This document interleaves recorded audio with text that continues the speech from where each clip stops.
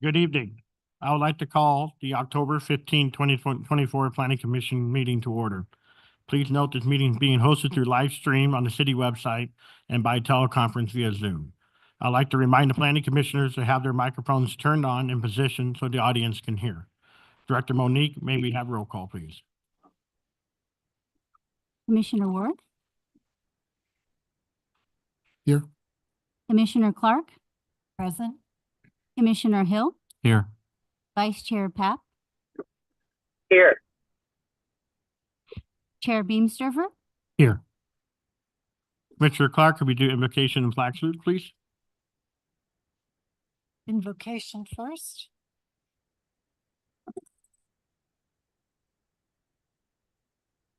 Almighty Father, please be with us tonight as we come together for the city of Hemet and its future. Amen. Pledge allegiance.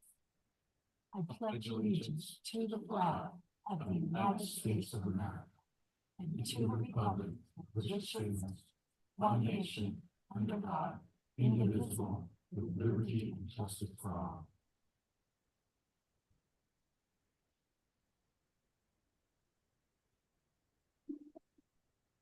Agenda item number 4 is public comment period for items not on the agenda.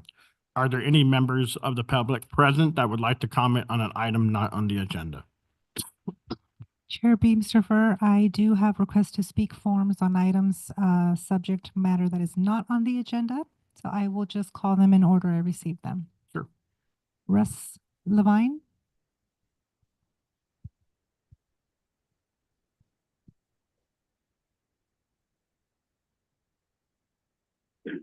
And each person gets a 3-minute time period as well. So go ahead and please state your name.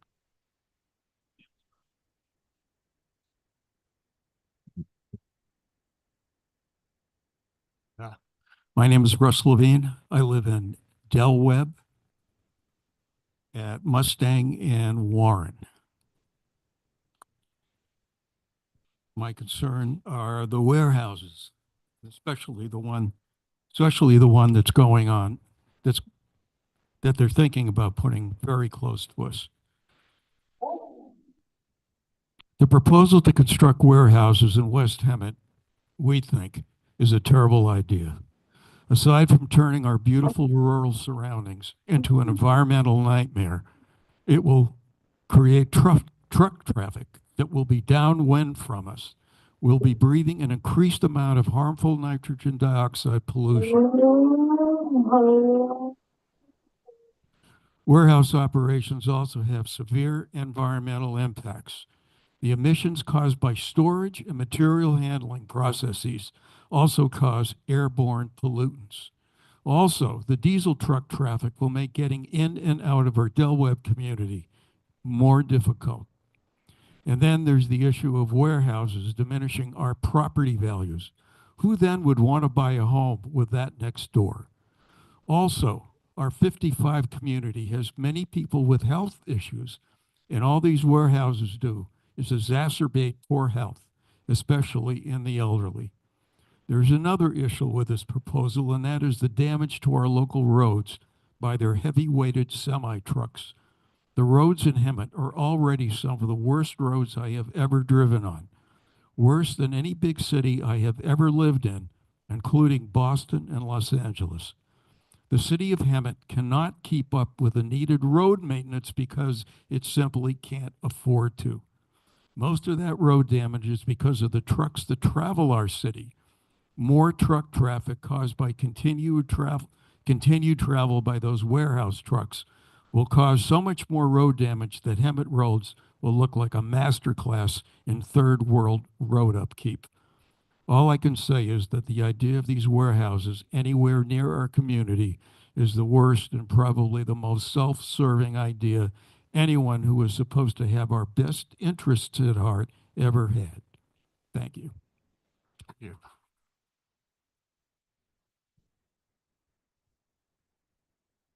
Kathy Rourke,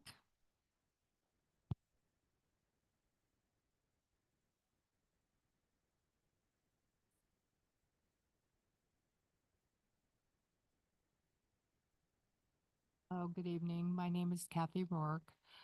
A lot of the things that I was going to say have already been said, but need to let you know that, I don't want the warehouses either. I also live in the Del Webb, community off of Warren Road. And it just seems like buying into a 55 plus community should be peaceful and quiet. Building warehouses will bring trucks, pollution, more traffic, plus noise. Our house values will go down. There's already people listing their homes now as we speak. They're not close to the freeways, so I'm not quite sure what the benefit is other than using roads that are not, that shouldn't have large trucks on them. And what it'll do to the roads again, like was already talked about. But anyway, I just think that we should not go ahead with the warehouses. Thank you. Thank you very much.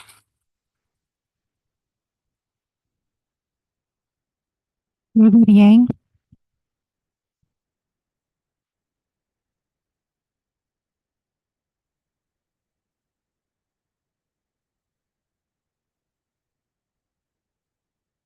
I also live in that community, and I've spoken to a number of neighbors who are concerned.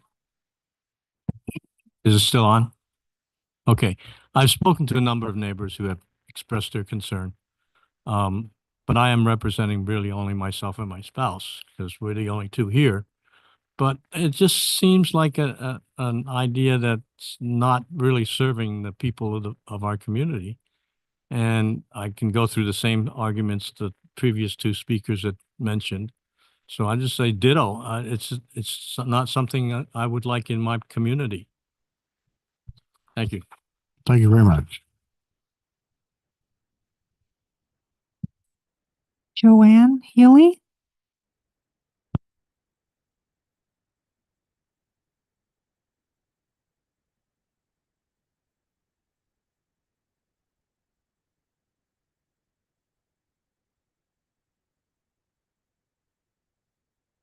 Joanne Heel, and I totally agree with what the first person just said. Our traffic situation on Warren Road is awful. The roads are awful. And I agree that with more trucks coming in and just the atmosphere of it near this retirement community is a bad idea. So I'm totally against the warehouses. Thank you very much. Melanie Page Moyer.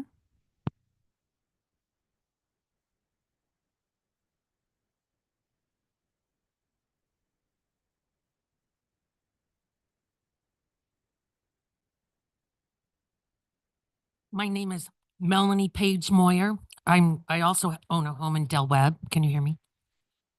But I'm also I'm a fifth generation, Hemet generation for the Moyers.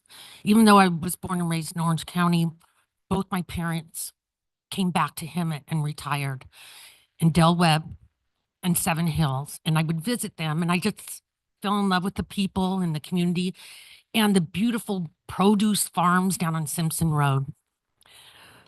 Our quality of life will be drastically changed. Our air control, our pollution, the traffic is going to be horrendous.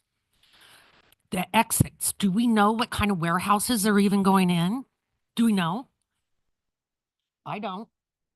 The other thing is, the hours of operation, are they going to be coming in and out 24 hours, all day long?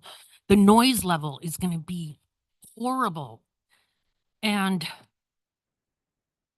time of operation. And then what I was thinking about Lambs Canyon, when we fly out of Palm Springs and we have to go through Lambs Canyon, that windy road, when there's a truck, it's backed up. Everyone's passing the truck. Can you imagine how many more trucks are going to be going through Lambs Canyon? That's another thing. Hemet only has 3 exits, right? I don't know. The 3 exits, it's going to be so hard to get in and out of Hemet. And I just believe very strongly that these warehouses that we don't even know what kind of warehouses they're going to be, Why did you guys let this happen? I get the job thing, but there's other ways. I know, like, why not have a pharmaceutical company warehouse, like Stryker, Procter and Gamble, Boston Scientific, where they make hip replacements and knee replacements. No, serious, really. I don't want warehouses that are going to be coming in and out with trucks. Thank you very much. I'm also a Page, and I represent them too, the Page Ranch, where Del Webb is. Thank you very much. And just for the public record, Vice Chair Emery Papp arrived and is present at 6:18 p.m. Next request to speak from Joe Wood.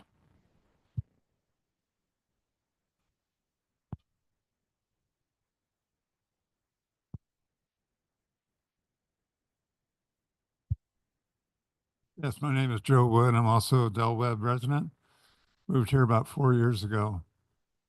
I'd like to first ask the question, to what benefit are these warehouses to our community? Their jobs that are being anticipated are below or near minimum wage.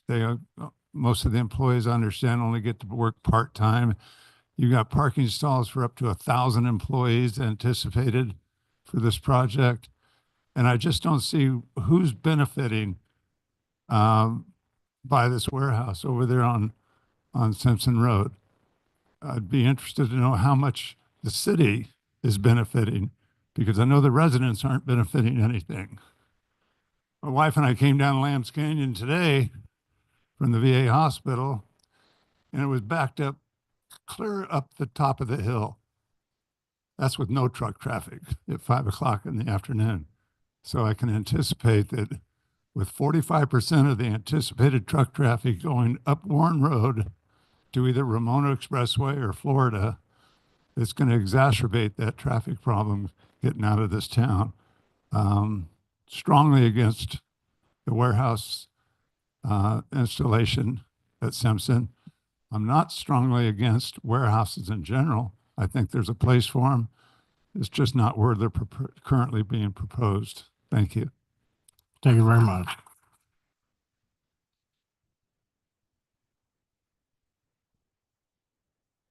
Roy Fells.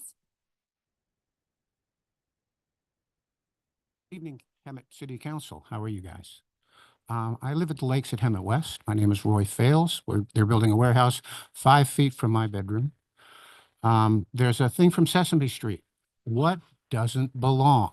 A warehouse next to a retirement community with elderly and infirmed people. What doesn't belong? Warehouses. Now you go down to, is it Saddlebrook Point? What it's called? The one directly across from where the Simpson one is going in. A very nice community, a lot of it 55 over, same situation. It's a little farther apart. It's across a street instead of backed up to my fence. What doesn't belong? Okay. Now, I know you guys know how to make good decisions. You all on your future agenda is replacing what is now flattened, the old Long John Silver's. And assuming you're going to be putting a fast food restaurant there in between a fast food restaurant and a Motel 6. That belongs. See, this is real simple. Okay. There's an empty warehouse on Warren Road, half a mile west of my place and about half a mile north of where they're putting the Simpson one. Let them put it there. What belongs at a warehouse lot? A warehouse. Real simple. Thank you, ladies and gentlemen. Thank you very much.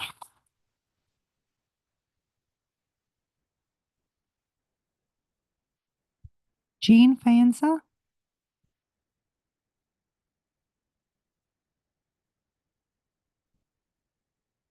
Thank you to the Planning Commission for having us tonight. How many people, show of hands, from Del Webb today?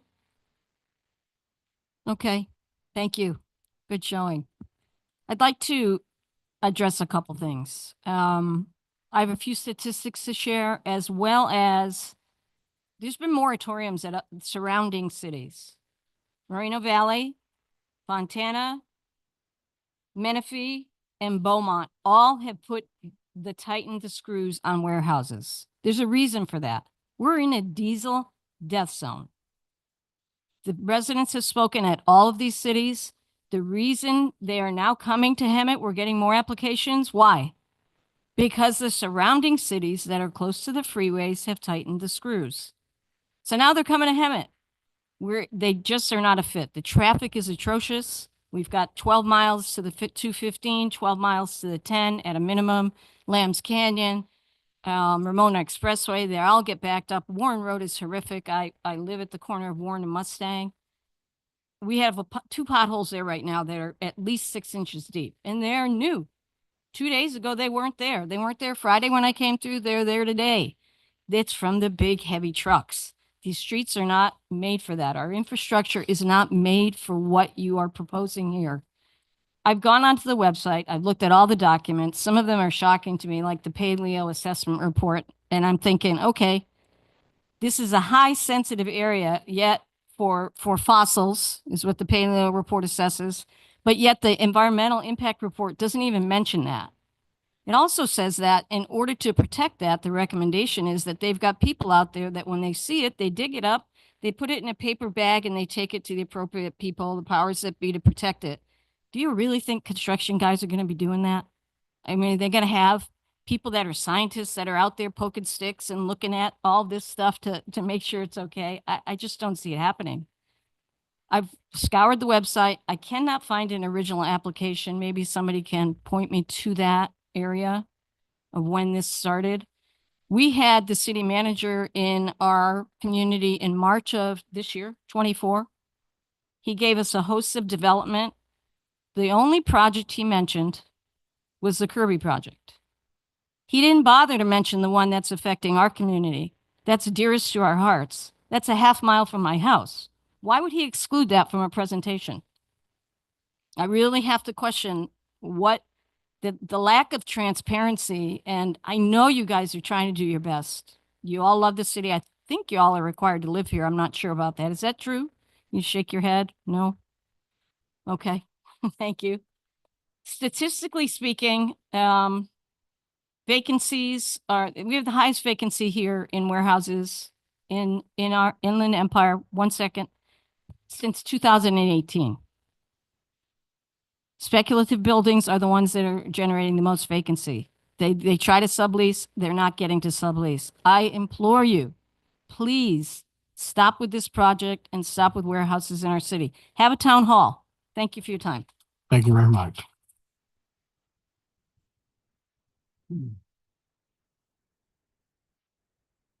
Lauren Woodhart.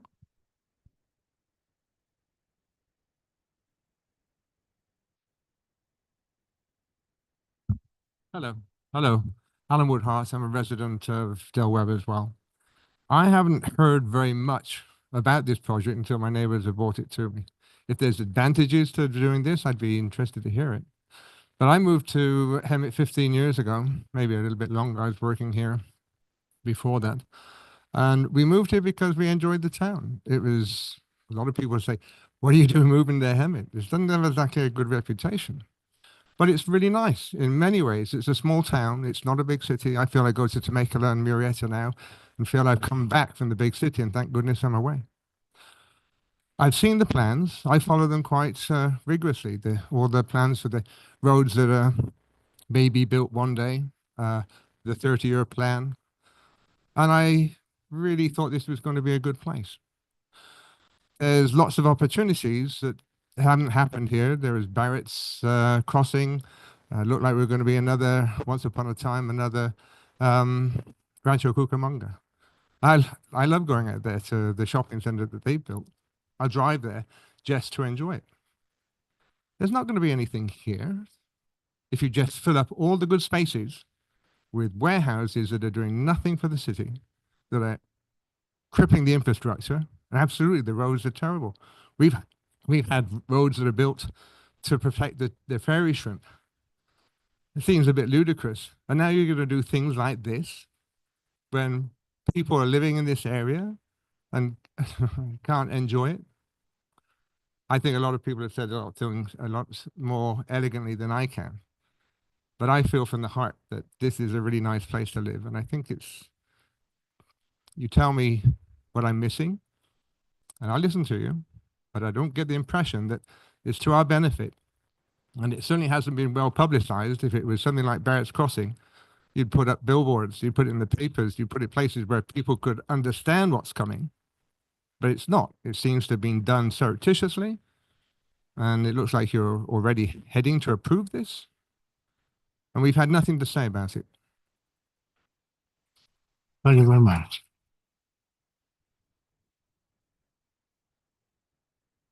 Pat S.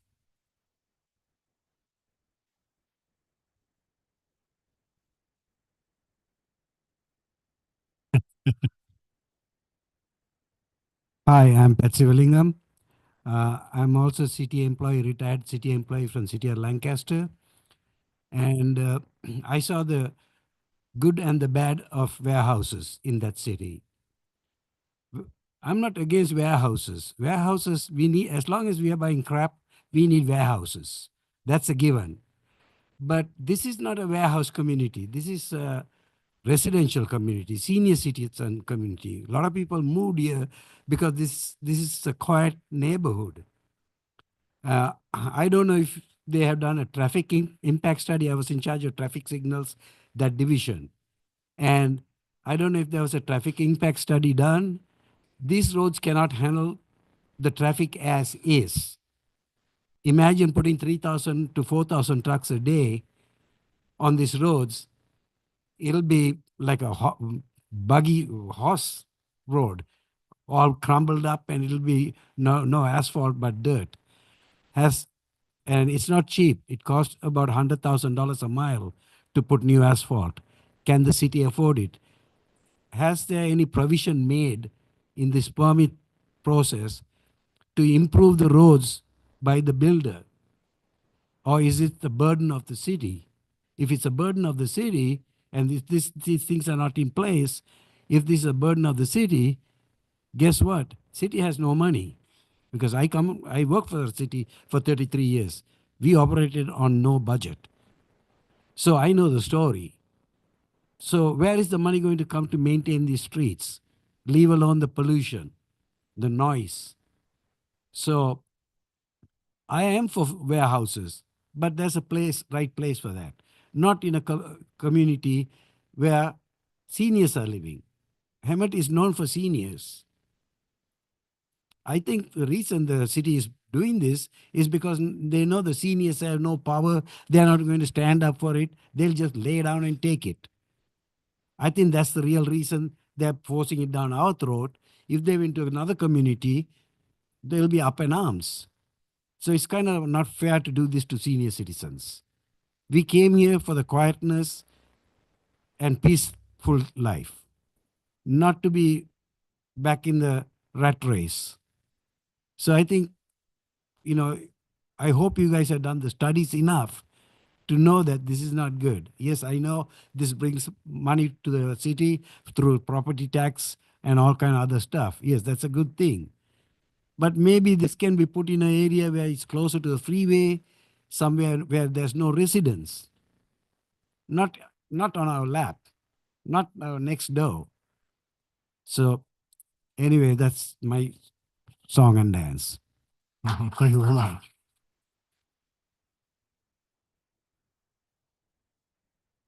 Rodney Lucker.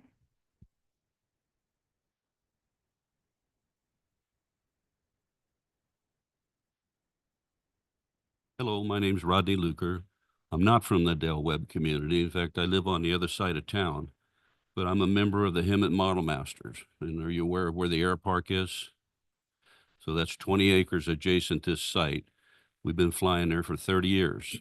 And if this warehouse goes in, I'm told we're not going to be able to fly there. That's a speculation.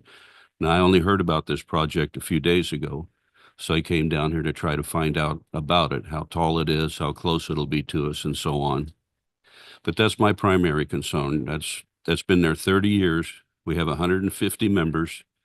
We host several events a year. We just had one last weekend. We have quite a few pilots come in from out of town. They stay in the hotels, they eat in the restaurants. So we're a pretty good going concern here in town. And I don't know what's going to happen with model airplanes around this neighborhood if we lose that field. because it's the only one around with asphalt. And we actually were putting together a budget to repave it until we heard about this. So now it puts it on the back burner.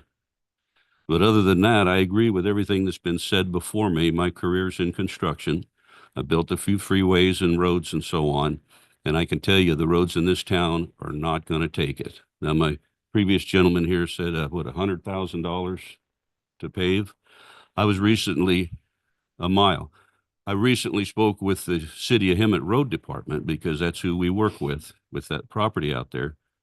Greg told me it's $1 million a mile to grind up and repave a street. So I don't know how many miles you guys got in the budget, but there's going to be some damage done with all these trucks in town. Thank you. Thank you very much.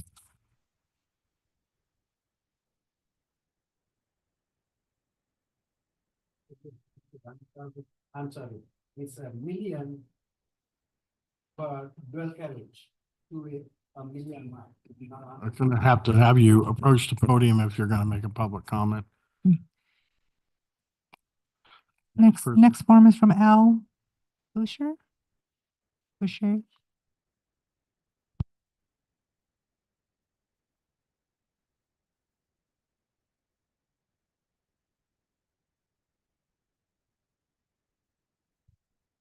Yes, my name is Al Boucher. I moved here 17 years ago. My wife and I, Grace, were the first residents of the Del Mar community. We love that community with pride. It makes Hemet look very good. If you drive through that area and look at it, you know you're in a classy neighborhood. It's unthinkable to put warehouses near us. It really is unthinkable. I mean, you're here to make the city of Hemet a better, cleaner place to live. Warehouses is not the answer. Everything I've heard so far tonight, I support 100%. Thank you. Thank you very much. Grace Boucher.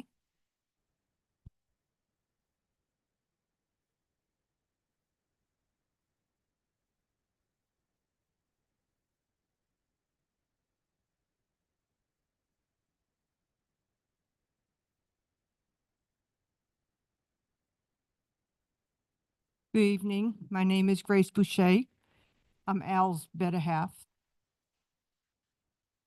Okay. We've lived here 17 years. We worked very, very hard. We chose Hemet for our retirement and to spend the last years of our life relaxing. We have a beautiful community, swimming, pickleball, tennis courts, walking trails. Now with the pollution coming in, how do you think that's going to affect the senior citizens in our community? A lot of us have health problems, respiratory problems. Do you think this is going to add to it? You know what it's going to do? It's going to make our lives a lot shorter. Take that into consideration. I agree with everything that everybody has said. Thank you. Thank you very much.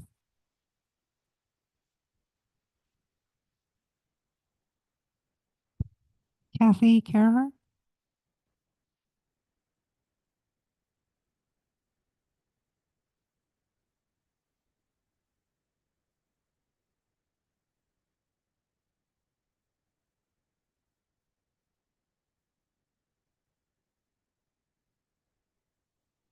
Good evening, and thank you for allotting some time to me for me to speak.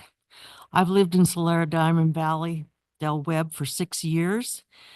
And for the last 4, we've been inundated with dirt, dust, odors, and noise from land to our southwest due to farming and construction of a community next door. Things have calmed down, but what we have learned from that is the weather patterns in this valley come from the southwest right through our town, and we are covered with dirt and dust because of it. Putting in a construction of a warehouse at Simpson and Warren will permanently affect our community and our way of life. Recently, the state has passed Assembly Bill 98 to raise awareness of the detrimental effects of growth of warehouses as most critical environment justice issue in our time. The Inland Empire now has 1 billion square feet of warehouse space with 170 million approved at this point. The occupancy rate of these warehouses generate 600,000 truck trips per day, 1,000 pounds of diesel particulate matter per day, 100,000 pounds of nitrogen dioxide, which causes chronic lung disease and it's harmful to vegetation, and 50 million pounds of CO2 per day. The diesel exhaust is responsible for 70% of the cancer risk from air pollution in the Inland Empire. This law that the state of California has just passed isn't effective until 2026, January. But knowing that it's coming isn't an idea for you to just move forward and put in things as fast as you can.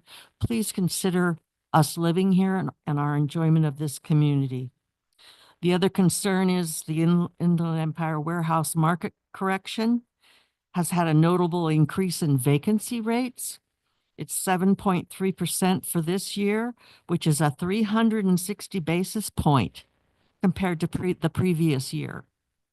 It's the 9th consecutive quarterly increase in vacancy in this area. And that's all based upon the laws and the research done for the state of California laws. It's a beautiful city here. I've loved it. I've lived here for 6 years, as I said, and I've really enjoyed it. Please look for other ways for our community to survive. Thank you. Thank you very much. Sharon Nguyen.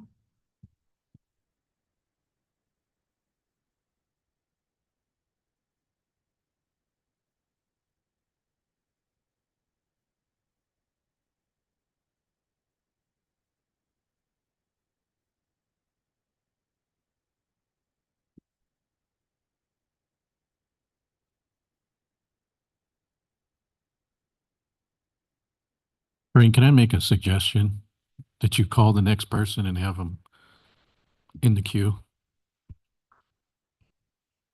Have Lining to up. we line up so that. Yes, absolutely. Catherine will be next after Sharon. Yes. All right, thank you very much. Thank you, commissioners, for listening to us and giving us your time. I've spoken to the city council, I've signed petitions. We've all heard the same thing, our concerns. I know you have ad nauseum, as they say. What I just want, I found the announcement of this back in December. We're all wondering where it was posted. Could be that we should have been looking for something like this. None of us knew about it until recently. We're just kind of in a state of shock. And I too live in Del Webb, and we're flabbergasted. We also know that you are in these positions to help Hemet. We do know that. Basically, what you're seeing, though, are the elderly people who have a lot to lose because of this, saying, please reconsider. Please think of families coming in, bringing children, search in your hearts. Would you want to do that? Take advantage of our coming together in just this short a time. Last I heard, there were like 600 names on a petition against this. In a short amount of time, take advantage of what we can do as senior citizens and come up with some other options for Hemet, the Hemet that we're so proud of, so proud to live in. And a lot of us have come from bigger cities. We know what it's like. We are so thrilled to be here. And let us help you in some other way. Take our force, our voice, our time as retired people, and come up with something that, and reach out to us. I know there's got to be some other options than warehouses. Thank you.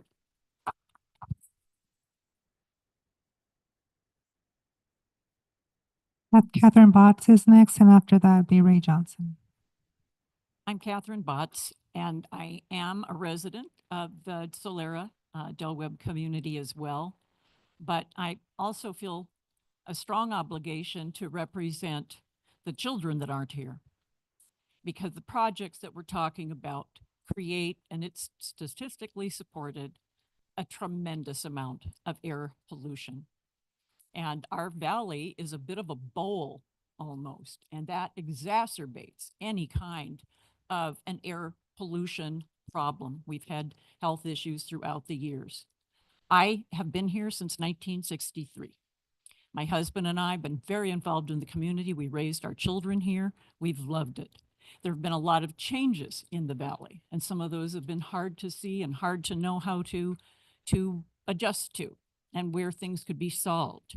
But it never once has occurred to me, and working in a lot of venues in this community, working in community service, that what we needed to do to solve our problems was to bring in some warehouses that would pollute the entire valley, create a horrible traffic problem, seriously affect the health of our children, and make the entire area look blighted. I have searched on the internet to find cities that who have had the warehouses, and there's a lot of information about that. It's a very big issue, but I couldn't find one that said that allowing the warehouses into their community had created lasting positive change. Not one. The financial benefits don't seem to sit in the community itself, and those jobs often they're there when the warehouse opens. Lots of people are hired. It sounds great. And gradually positions are automated. AI is going to have a tremendous effect on what happens in these warehouses. So yes, I am definitely against the building of warehouses in this valley. And I'm especially concerned that there hasn't been more transparency about how this was going to emerge. I think there's a lot of families living very close to us. We're not the only ones out there close to where this Newland Simpson project is going to be. There's a lot of new family housing. And I don't think one of those families said, we're so excited. We're actually going to be able to buy a home in Hemet. The prices are lower there. It'll be a good place to raise our children. We're going to have a bad commute, but we'll deal with it. It's going to be worth it. And we especially want to be close to those great big warehouses and all of that pollution and truck noise and congestion. Appreciate your time. Thank you very much.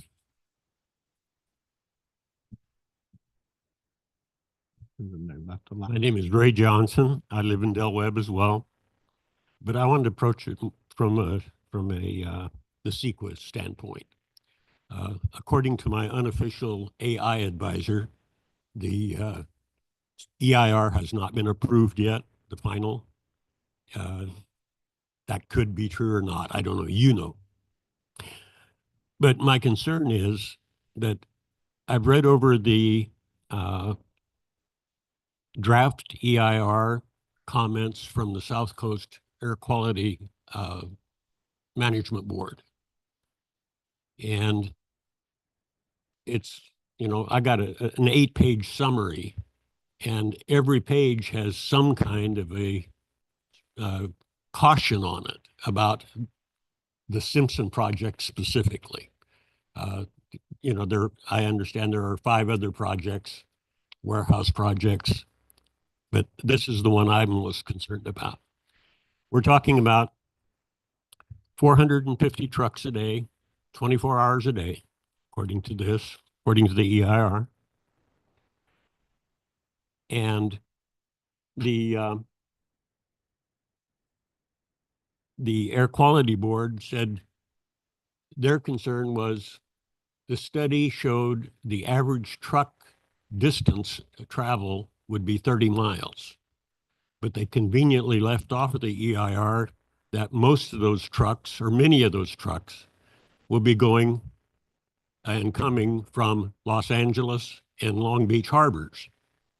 So that adds another 90 to 100 miles of travel for each one of those, particularly the heavy duty trucks, the 4-axle heavy duty trucks. Another point they made was, and I'll just read what this, they're talking about the location of this site within the community. It says, the South Coast Air Quality Management Board is concerned about the potential public health impact of citing this near new sensitive populations within proximity of existing air pollution sources. Talking about right near this proposed development, there is more housing proposed all the way around this area, or at least on the east, north, and south sides of it. And so, you know, that's one of the concerns they expressed.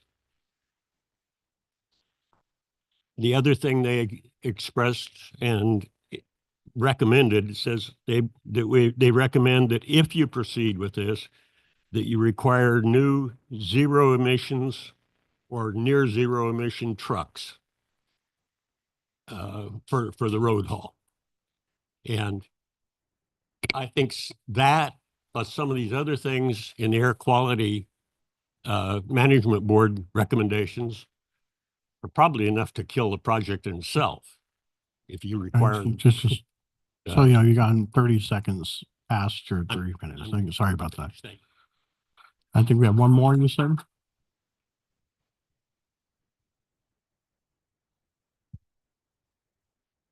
Last request to speak form is from Katie Sisk.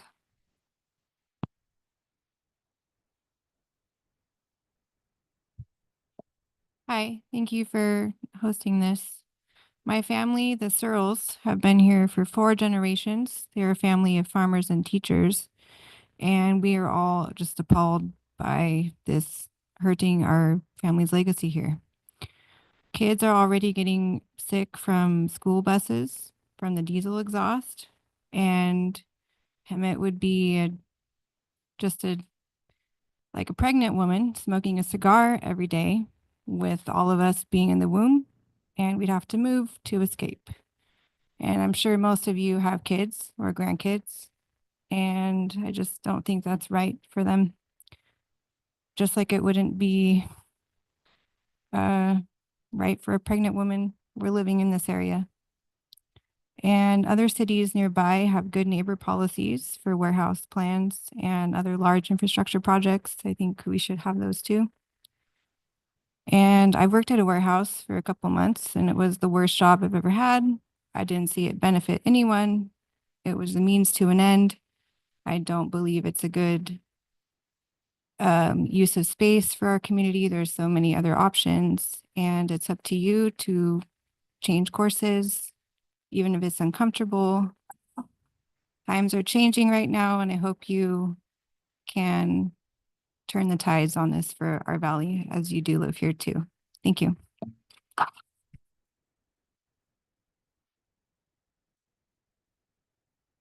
Any further requests to speak forms, and I did not receive any e-comments. No e-comments as well? Okay. With that, we're going to go ahead and close the public comment period. And moving on to approval of minutes agenda item number 5 is approval minutes for the October meeting of October 1st, 2024. Does the commission have any comments or corrections? No corrections.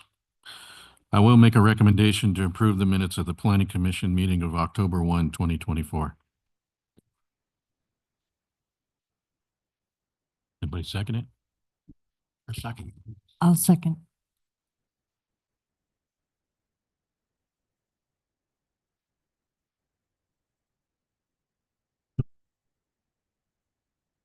Passes. Look, Okay, so we're going to be changing up the agenda a little bit. We're going to discuss. Chair, just for clarification, I was trying to abstain as I was not at the last meeting, and it wouldn't go to abstain, so that should be. Let me reset the voting machine and can you Done. cast your votes again, please?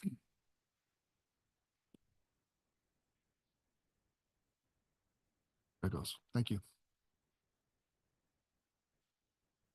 So we're going to be doing, we're going to be switching the agenda around. The water will be the last thing we're going to be talking about. We're going to move the warehouse part up because we do have an audience here as well. My first thing is after attending Saturday's meeting, before we discuss anything on this topic, attending Saturday's meeting, some of you were present, some of you watched online. The city council overall voted to go against the moratorium for the warehouse project. However, they are going to wait until December after the elections for the new city council. There's 3 seats available. So therefore, they're wanting to wait till the new election to allow the new council to make its executive decision as to what they want to do for the city. With that being said, I spent hours reading about this tonight, and I have lots of questions. I'm sure we do. Everybody has lots of questions. But what I want to propose to the council. Chairman Beamsterfer, I would suggest that we continue with the public hearing, and then once we have discussions, then we can have this discussion, so it's under a public hearing. Oh, so we're just doing 7A? Yes, for 7A. So we should have staff do the presentation, and then we should open public hearing and then have this. Oh, so we need to do presentation first? Yes. Okay, okay. All right, so we're just gonna go through presentation first, and then we'll have a discussion after. So item 7A for site development review 21-021. Community Director Monique. Thank you, Chair, members of the Planning Commission and the community. I'm Monique Alanese Flater, Community Development Director. This evening before the commission is a site development review, public hearing for a JD Fields development. The project is in alignment with the strategic goal, economic opportunity. The site development review is, the applicant is JD Fields.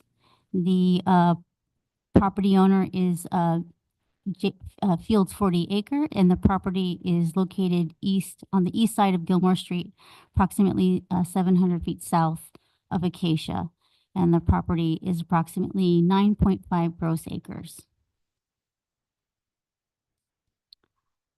So the property is currently vacant, and it is located, as mentioned, on Gilmore Street and approximately 700 feet south of West Acacia. The surrounding land uses include the Hemet Unified School District Nutrition Services to the north, the Atchison, Topeka, and Santa Fe Railway to the south, including the Hemet Storm Drain Channel.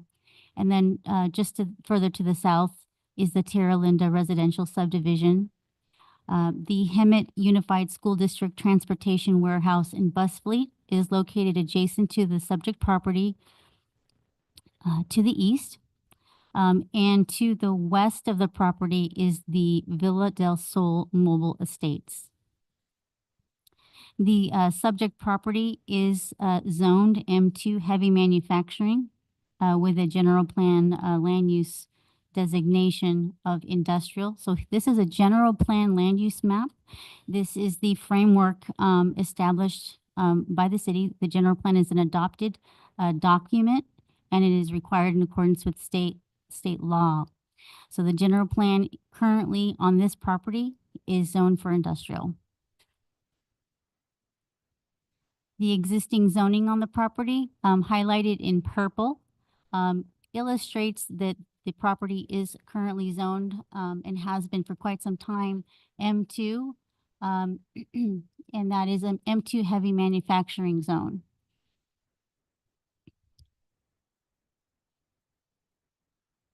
So The request before you, and here is the site layout of the development, and I'll just kind of go through briefly. The applicant is also here this evening and can also touch on the more specifics to the project. So the request is to approve the construction of a single-story, 25,000 square foot warehouse building of 35 feet in height. The floor layout consists of 22,000 square feet of warehouse space and 3,000 square feet of office space.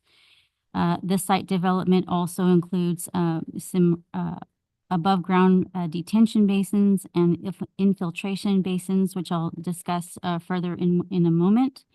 The overall development meets the standards for the minimum parking stall requirements, including accessible spaces.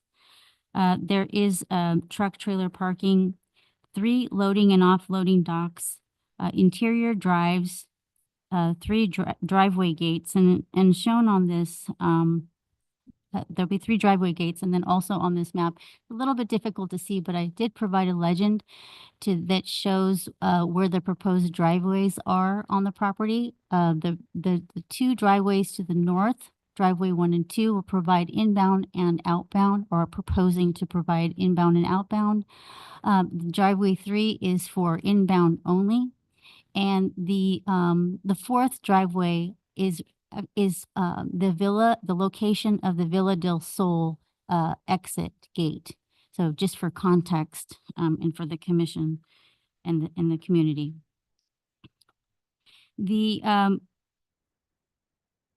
The proposed warehouse is anticipated to be utilized by the owner, JD Fields and Company, for receipt, delivery, storage, fabrication and distribution of steel and polyvinyl chloride PVC pipe, steel piling, plumbing equipment, valves, and flanges. The facility would exclude retail sale of any products fabricated on-site, and the project intends to employ 50 on-site warehouse workers of various construction trades, skilled labor, including a professional sales staff, and may operate 24 hours a day throughout the week.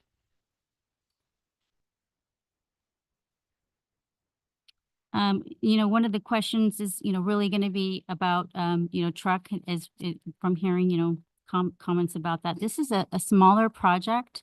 It doesn't meet the thresholds that a typical warehouse, a large warehouse would. So in this particular case,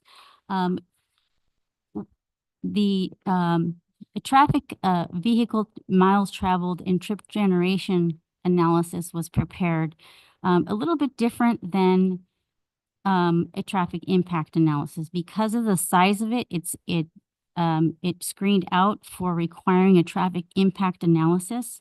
What I did want to kind of go over with you is how many daily truck trips and passenger vehicles would be resulting from the development. And based on the analysis, a total of 31 passenger vehicles would be, and then 12 truck trips, totaling 43 project trips, is what would be the, that is what was calculated. However, what I want to say is also there is what's called the passenger car equivalent factor, which multiplies depending on if it's a truck, if it's a 2, 3, or 4 axle. This is really important because this is going to be consistent with other analysis that you're going to see, in any future developments. For example, the 4-axle truck factor is 3. So 1 4-axle truck is equivalent to 3 passenger cars. So the actual daily counts for this development would result in 31 passenger vehicles and 29 equivalent truck trips, with a total of 60 truck trips daily. We also look at, or the analysis evaluates AM peak hours and PM peak hours. AM peak hours are from 7 a.m. to 9 a.m. and PM peak hours are 4 PM to 6 PM. And in this particular case for this project, the total trucks and passengers during those periods of time would be 3 trucks and 3 passenger vehicles for those time frames.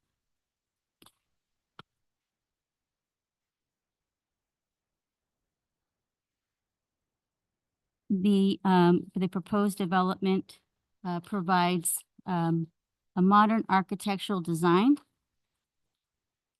It is a prefabricated metal building design that includes horizontal and vertical scored wall paneling, metal paneling wall accents, horizontal scored accent walls. Here is the actual colors and materials. They're also incorporating stacked stone in Arctic golden panel, vitro solar blue glass wall feature with contrasting accent band. All glass windows include clear anodized and aluminum mullions. There are 2 metal canopies are proposed along the facade of the office area with a facade stacked stone anchor, which provides, including with the colors proposed, it provides visual interest to the architecture of the building.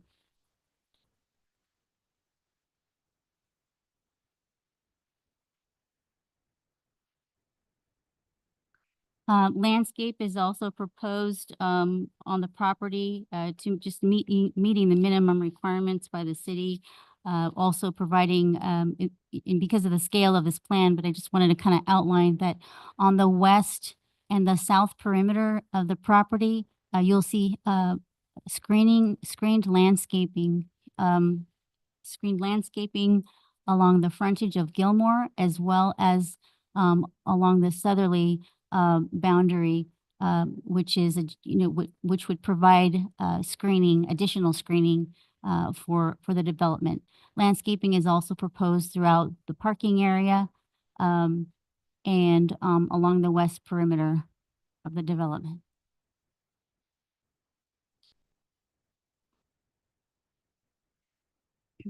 The project is anticipated to require approximately 7,856 cubic yards of soil cut and 7,346 cubic yards of soil fill, with approximately 510 cubic yards of export from the property. And this will allow them to balance the site and also, developed with the site, which is currently vacant, with a 0% impervious surface and drains in a southwest direction towards South Gilmore Street per the water quality management plan. So this is just a portion of the site, and this is the second piece of the site. I apologize that the section or the illustrations are cut off, but so the project proposes 2 infiltration basins at the southwest corner of the project site. The above ground and underground infiltration basins would serve as a stormwater quality treatment and mitigation. This satisfies the water quality management requirements and also as provided in the hydrology report, concluded that the development of the existing vacant site is not expected to cause significant impact on downstream properties for storms within the 100-year condition.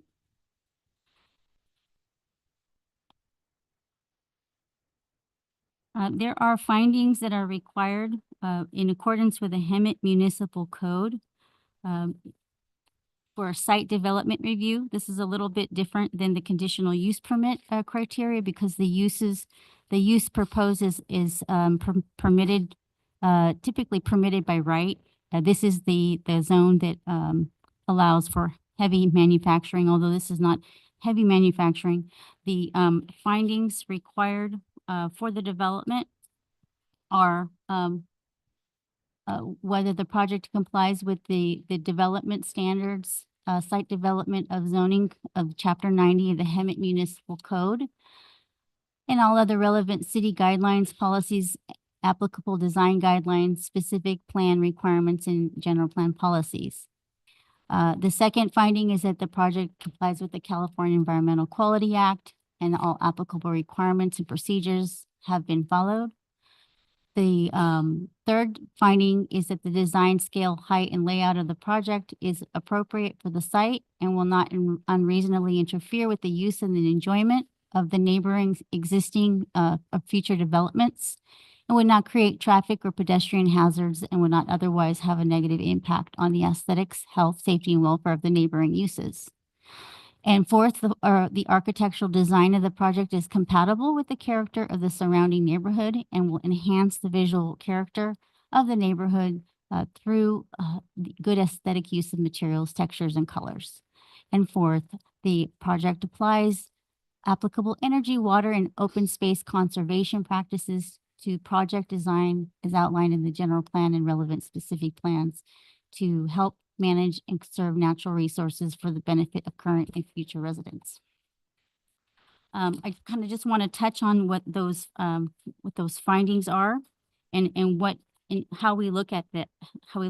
So this project has been looked at in accordance with the Hemet Municipal Code, the California Building Code, the California Fire Code, as well as other departments as engineering, public works, planning, the water to wastewater division. And in conditions of approval, we've looked at the infrastructure and the development standards that apply to the M2 industrial zones. The conditions of approval ensure that the site development review findings are complied with. And in addition, this evening, the project also includes an environmental document that was prepared. The project includes a mitigated negative declaration that was prepared for the project, and includes a series of mitigation measures that reduce any impacts on the project environment. So those all come into play with the conditions of approval that are recommended as part of the project development. This will conclude my presentation. Thank you. And the applicant is also here this evening, who will be able to answer, and their team to answer some of the questions that the commission may have. Thank you. Thank you very much, Director Monique. Commissioners, do we have questions for staff? We can start with John.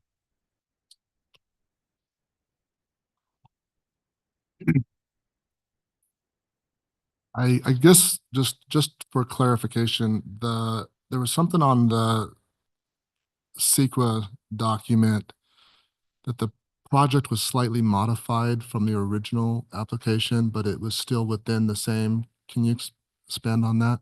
Yes, originally, the site was designed, the storage, the lay down yard area, was originally proposed by the applicant, with aggregate, and it would be water would be infiltrating into the property. And when, our Public Works Engineering, Deputy Public Works Director and City Engineer, identified this, about I would say about 8 months ago, through a final process, they identified that it would not be in compliance and would need to be designed in accordance with the Water Quality Management Plan. For that reason, the Water Quality Management Plan was updated, the hydrology report was updated, as well as the air quality. And based on that, the thresholds were not exceeded. There was no determination that an environmental impact would occur or in that case. Okay, thank you. I think I'll wait for a little more discussion, because I think it'll come up as other questions are asked, but it's really just kind of focused on the Gilmore collector and that route of traffic. Obviously, that's the only way in and out there as it is. That street has always been designated for this industrial use, though, right? So that's a really good question. The development, the actual property is zoned for industrial. Now, just kind of looking at what the code says, typically, the road is a collector road. It's not in our general plan, as a, general plan designated roadway. So it's a local road, and it would have to comply with our city's requirements. It is all, there is a substantial condition of approval, condition number 114, I believe, 114, that would require, the applicant to pave the road. Both sides. Yes.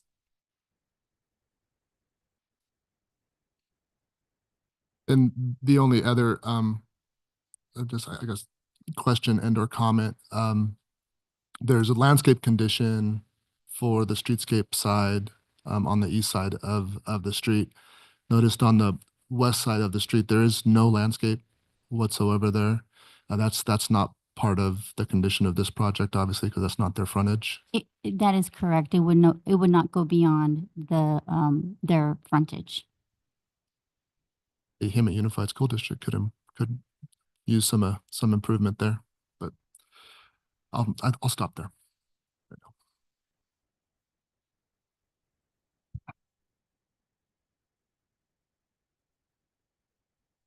24 hours, 7 days a week.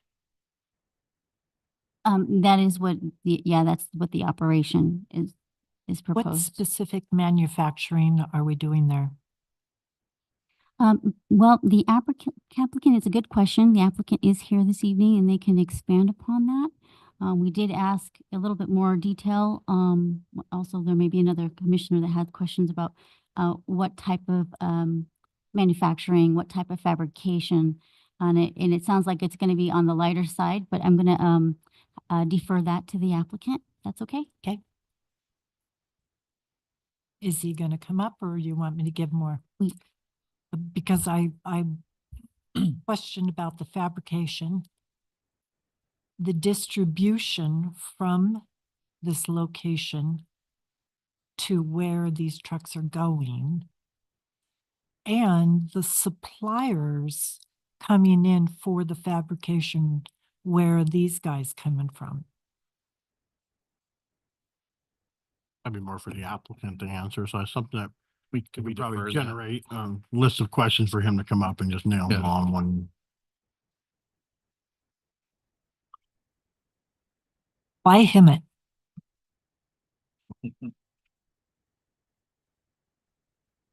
Other questions for staff reference to No. the project? No, go for it. But, okay. So I would like to see a condition put on for improvement of the Gilmore Street. I have not heard anything from staff that says that the road improvement there is going to meet the tonnage of traffic from the trucks. So I would ask that that be a condition. I haven't heard anything about a sound barrier as far as walls go. I would look at that as a condition of approval. Setbacks, I haven't heard anything about setbacks. I would put that as a condition of approval. I would like to see those setbacks increased away from the school, especially. A green belt next to any residence or school would be a condition that I would like to impose. I think that just having this warehouse project next to a residential community in the school does not meet our general plan of beautification of the city and relax and for a bedroom type community that we are. So, I mean, those are the types of conditions that I would like to see imposed on this applicant. Thank you.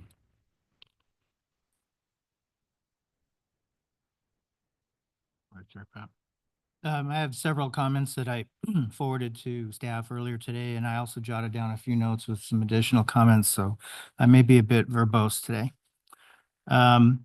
I'm curious, JD Fields did a little research. They currently operate in California out of Huntington Beach and Whittier, according to their website. I'm curious, is this a new third location in California for the applicant, or is this a relocation from a different facility? As Commissioner Clark mentioned, what attracted JD Fields to this particular property in Hemet? Is there a floor plan proposed for the building? I did not notice one in the plans that were attached to the staff report. If the applicant has any information regarding a floor plan, I would like to see that. Typically, a fully dimensioned floor plan is submitted with the materials. There was mention in the staff report of a block wall facing Gilmore. I believe it was 6 feet tall. Don't quote me on that one, but it did not describe the types of material to be used for that block wall. So I was curious if the applicant had prepared or submitted a conceptual fence and screening plan for that wall. I would also like to know what kinds of fabrication are proposed to be conducted on the property. What kinds of fabrication are permitted on the site in general, being zoned M2? What kinds of equipment will be used during the fabrication that they will be conducting on the property? And will that fabrication be conducted indoors or outdoors? I'd like to know what levels of noise impact might be anticipated from the manufacturing activities, including the actual manufacturing itself, plus the equipment that will be used in that process. And do those noise levels fall within the threshold that are acceptable for the M2 zone and the surrounding properties? What is the proposed route for trucks delivering to or exiting the site? I'm aware from the staff report that Gilman Springs to Florida is the intended direction for truck movements coming in and out, but the staff report made no mention of trips extending beyond that intersection. So what direction, what number of trips, what percentage of trips might be headed in any given direction from that intersection? And what types of trucks would be used for pickup and deliveries? What is the maximum anticipated weight of a fully loaded truck, either coming to or exiting the site? And what are the current weight limits on Gilmore? I couldn't tell from the application materials in the staff report, the plans, what side of the building the loading docks are on.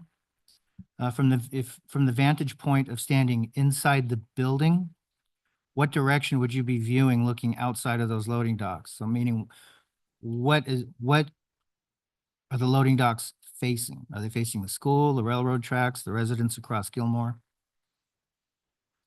I noticed in the staff report, Director Monique, that there is a lot line adjustment as part of the application. I don't recall reading anything about that or seeing that in the staff report materials. Yeah, no, I apologize. That was a PowerPoint error. That it is not a lot line adjustment, just site development review. There is no lot line adjustment. Okay, we can scratch that one. Thank you. I'd like to know how far away from the proposed building, or how far away from the westerly property line is the proposed building? Meaning, what is the setback from that property line? I'd like to know approximately how far that building sits from the residents on the other side of Gilmore.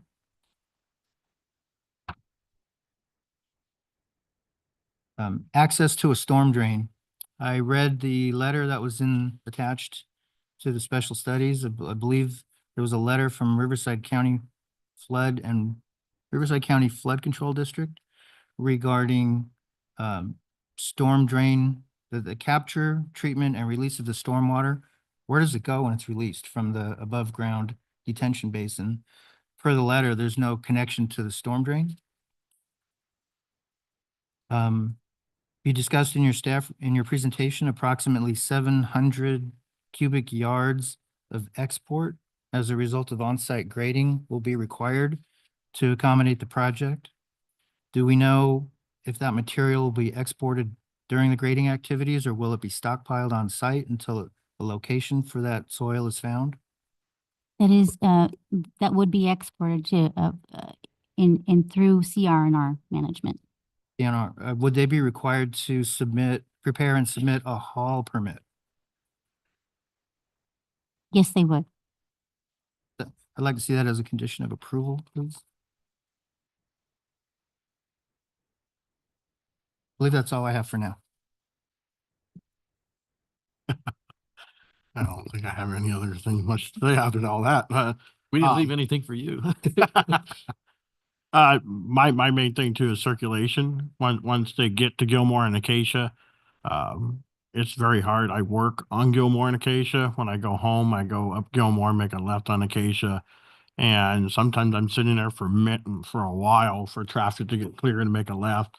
And I just think it's kind of a dangerous situation to not have at least a proposed stop sign, four-way stop at Gilmore and Acacia, so that there's a lot more safety with the traffic flow.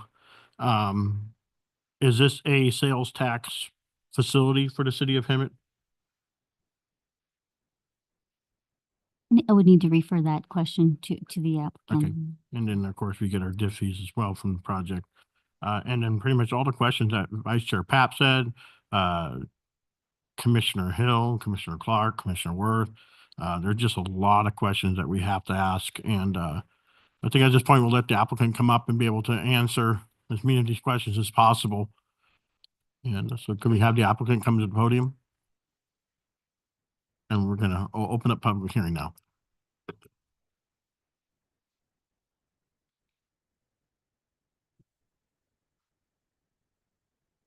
Good evening. My name is Terrence Cooper. I'm here from Foxgate Capital. We manage the real estate for JD Fields. Thank you very much for having us. It's great to be here. And there have been a lot of questions about this project, and it's a good thing. I definitely want to have people understand this project better. And I think this discussion will help that along. To answer some of a large number of questions you have, we have our technical team from Ware Malcolm and Kimley Horn here to help answer some of the technical questions that I can't answer as representing the real estate of JD Fields. But one thing I just want to say is that we drove from Ontario to here in Hemet today, and you see nothing but large warehouses, lots of trucks. And, you know, that's a perception that is completely the opposite of what we're building here. And the word warehouse has been used here today, but essentially we're building a 25,000 square foot industrial facility. 3,000 square feet of that will be office, and 22,000 square feet of that will be indoor working space. We like to do our fabrication, and this is zoned for heavy manufacturing, but we're not doing heavy manufacturing. We're just, if we get an order in for pipe that needs a cut, that needs a hole punch, needs spiraling, we want to do this work inside. So that's why the work is not done outside. We prefer to do it inside. So that's why we're building this small 25,000 square foot facility. Who is JD Fields? That is going to be the user of this. There will be no vacant warehouse space. The owner is the user, and we'll be using this entire 25,000 square foot facility. And we started this process a long time ago. We went under a contract for this in October 2020, and we put our first submission with the city in November 2021.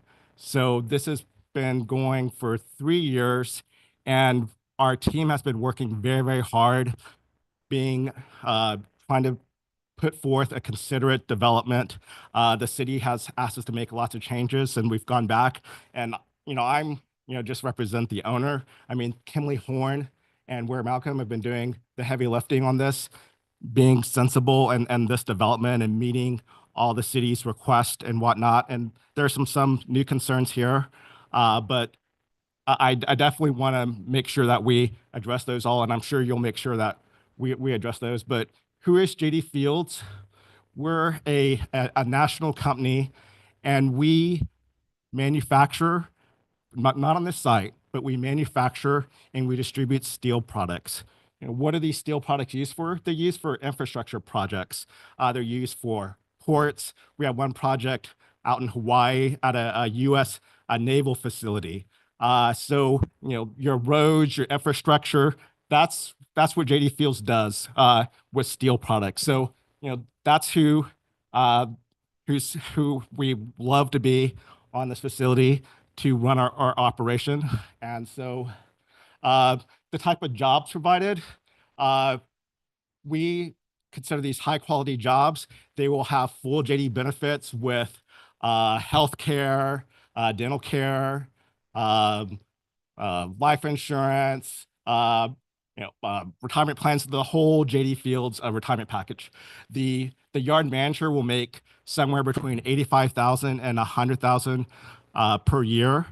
That's what we've paid at other facilities like this that we have across the country. The average worker here will be making $60,000 a year. So those are people that are going to be contributing to the community. And we as JD Fields like to think that we are good neighbors and contribute to the neighborhoods that we are in. You can look at our website, JD Fields. You can see all the local and national charities that we've contributed to. Pediatric child cancer, the American Heart Society. There's a long, long list of several educational facilities, but we definitely like to be a considerate neighbor. And so that's who JD Fields are. And that's, this is what we want to do here on this site. Thank you very much. Do we have the representative from Kimberly and Horn here?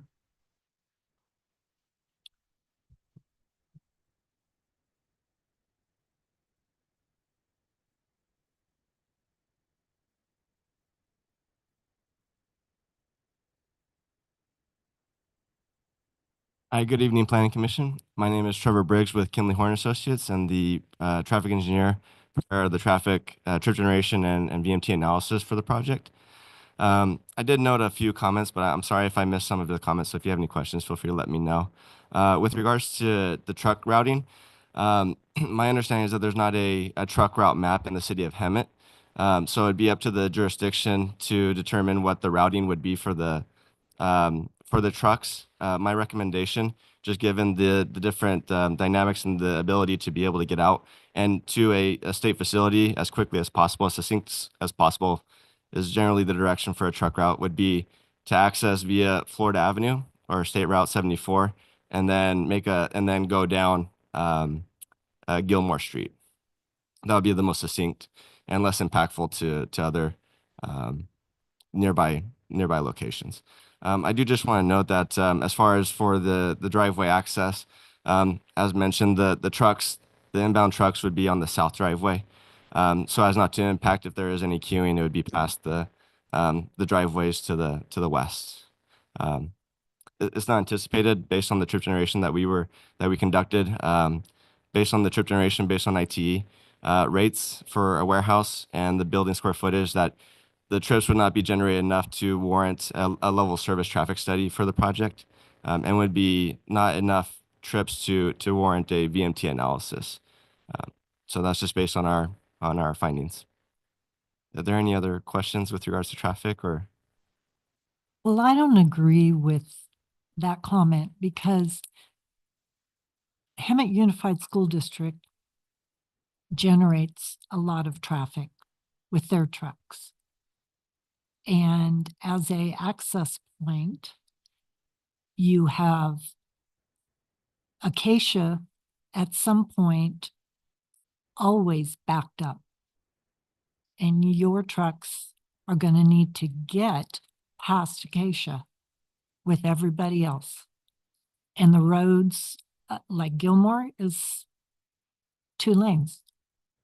It's the manufactured homes right next to it only have one access out. That's an area I avoid on a regular basis.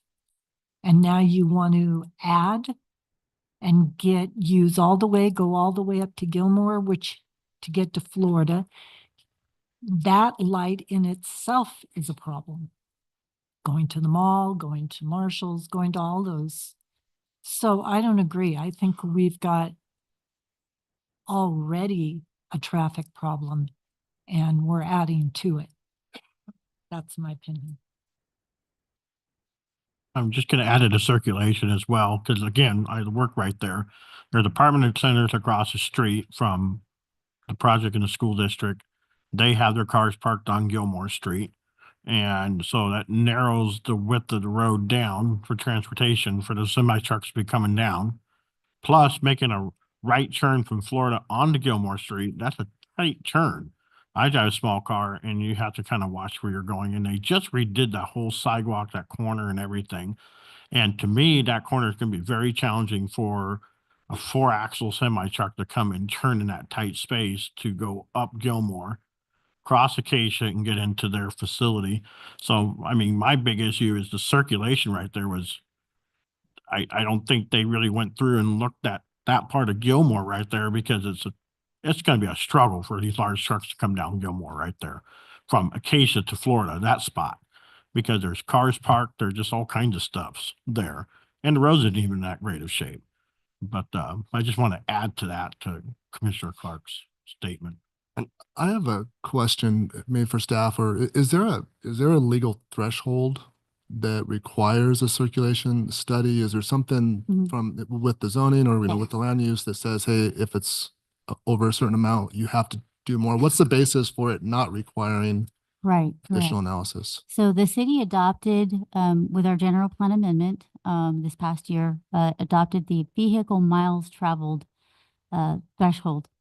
And, that's in compliant with state law. What it did is it analyzed, and based off the project size, it basically screens it out. It's a smaller project. And so therefore, based on the trips, anything less than 110 trips per day, screens out as requiring a traffic impact analysis. So I did want to mention, also, the questions also raised about whether or not, we have truck routes in the city. And so this, project does take into consideration that it has to have access to get to a truck route. And it's taking the most direct way to Florida Avenue. But in the trafficked, in the level of service analysis that was provided, they did indicate that they would be traveling to Florida Avenue, which is a designated truck route in the city. As long as, we could also condition that this project comply with that, they would have to, in compliance with Hemet Municipal Code 78-61, that it would be that they would have to follow the street and highway routes. Yes, and I concur with that statement. Yeah, the general guidance is that there is a designated truck route. The trucks need to stay on that truck route until they need to access the site, to which however they get to the site off a designated truck route has to be the most succinct way, most direct way possible. Where are they going once they are on Florida? I don't know exactly, but I would imagine that they would be traveling east and west on Florida, likely to get to the 215 freeway or to go more east. So I have a question for you, sir. With respect to actual vehicular movement, I have a concern with trucks exiting the site, moving northerly on Gilmore, and then attempting to turn left, which would be a westerly movement onto Florida Avenue. So they have a fairly narrow road that was probably never really intended for commercial truck traffic. You have a very short left-hand turn pocket at Florida Avenue to turn westerly, or at Gilmore to turn westerly onto Florida. And then we have a relatively new Caltrans median in the middle of Florida Avenue. I understand this project screens out in terms of VMT analysis. That's a technical term, meaning they don't have to do a thorough analysis of the movements or the number of vehicle trips. But I'm curious, did anybody look at the actual turning movements to see if a semi-tractor trailer can make that turn moving westerly onto Florida Avenue from Gilmore without running over the signs that are at the end of that median in the middle of Florida Avenue? I did not conduct a truck template just to confirm, but usually a northbound left turn usually provides enough swing to avoid issues as far as hitting anything that would stay within its lane. So generally, guidance is for lane geometry is that it would be able to make a northbound left turn onto Florida Avenue. That analysis was not conducted. It likely was. We would have to confirm with Public Works. I imagine that when it was designed that they looked into that. Okay, because in the event there's an issue with that median, it would have to be corrected through Caltrans, which could take a significant amount of time. Especially after they did that center median project. I have a question for Mr. Cooper. Mr. Cooper, how much is the manufacturing piece percentage-wise versus warehousing? I mean, like, for example, Amazon, I would imagine would be 100% warehousing and shipping. For you, for this facility, how much is it warehousing and what percentage is the manufacturing? The 22,000 square feet of industrial space indoor, that is used for fabrication. We get an order in and it needs to be cut to a spec. It needs holes punched in it. It needs to be welding work, that sort of light manufacturing. That's what happens indoors. Our general inventory, that's kept outdoors. On this site, it's approximately 7 acres. So our inventory is stored outdoors, and then the space behind, underneath our 8-foot wall that we are proposing for this development. So I'm getting a sense that the manufacturing side is a low percentage. That's correct. Yeah, okay. And then you heard what we asked as far as conditions of approval. I didn't hear you addressed any of those in your discussion to us. I'm sorry, which condition of approval do you feel that we didn't address? We talked about sound barrier walls, we talked about setbacks, we talked about a green belt, those kind of things, and some of the other commissioners brought other conditions up, and I didn't hear you address any of those.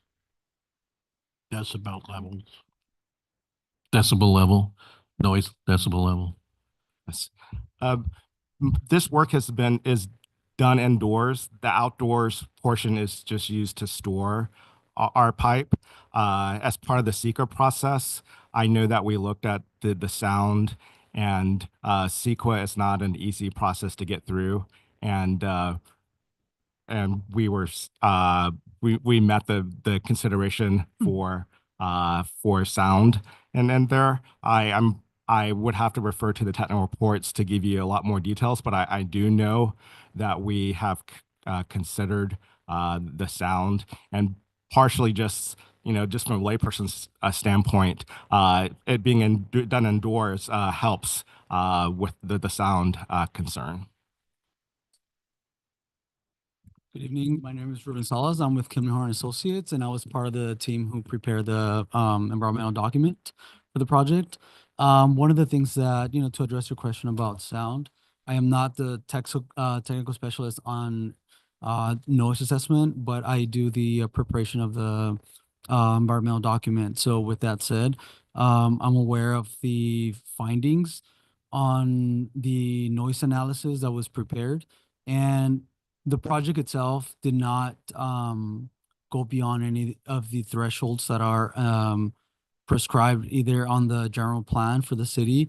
So the project itself does not go beyond vibration threshold, does not go beyond short-term construction thresholds, nor does it go beyond long-term operational thresholds. We were below thresholds on everything, and this is provided in the in appendix I of the draft initial study that you should have received as part of the package for your review. So there you can tell that the model run that was prepared and also the conclusion. So in short, the project itself did not go beyond any of the thresholds for either short-term or long-term operational activities for the project. And you provided you provided that analysis yourselves? Yes, this is in the draft environmental study. Okay, all right. And everything is spelled out with city's thresholds for either operational or construction. And then we give essentially what the project is anticipated to produce on either of those. And that would be table 2, construction related, I'm sorry, this is for quality. Yeah, it would be in the north section. But yeah, everything is included in the draft environmental study that was made public with the findings. Okay, I understand. Yep. Monique, you took a look at these analyses and you agree with them? So in addition to staff review of the documents, we also had a third-party peer reviewer. Yeah. Is an environmental consulting firm who reviewed all of the documents, all of the studies to ensure that they were consistent, and they were peer reviewed by an environmental firm. Okay, thank you. And did I read that it's 350 feet setback to the nearest residential? Well, so there may be, as part of the analysis, is that what you're referring to? Okay. So I'd have to take a look at the analysis. It's 24/7. I don't care whether it's indoors or not. That's a lot of busyness. And you have homes all around, even past your water basin and the railroad. Yes. Yeah. So What do the residents think of this? well, we've sent notices out to properties within 500 feet of the property. To date, we haven't received any correspondence specific to this project in favor or opposition. Well, in all fairness, the Curry project, I have sat in numerous meetings, and everybody, their comment is, we didn't know about this. So are they not looking in the right place? Are we not reaching? Last Saturday, when I was sitting here in the meeting for the emergency, 2 couples on both sides of me were dumbfounded that these things were going through. And so when I say I want to know, what are the residents next door saying? They've been there a long time. And they're going to have 3 driveways spill out onto basically an unimproved road that they're going to improve. And there's no stop sign, there's no stop light up there. And then you have those fresh trucks coming in and out and going to the schools. That's a lot going on there.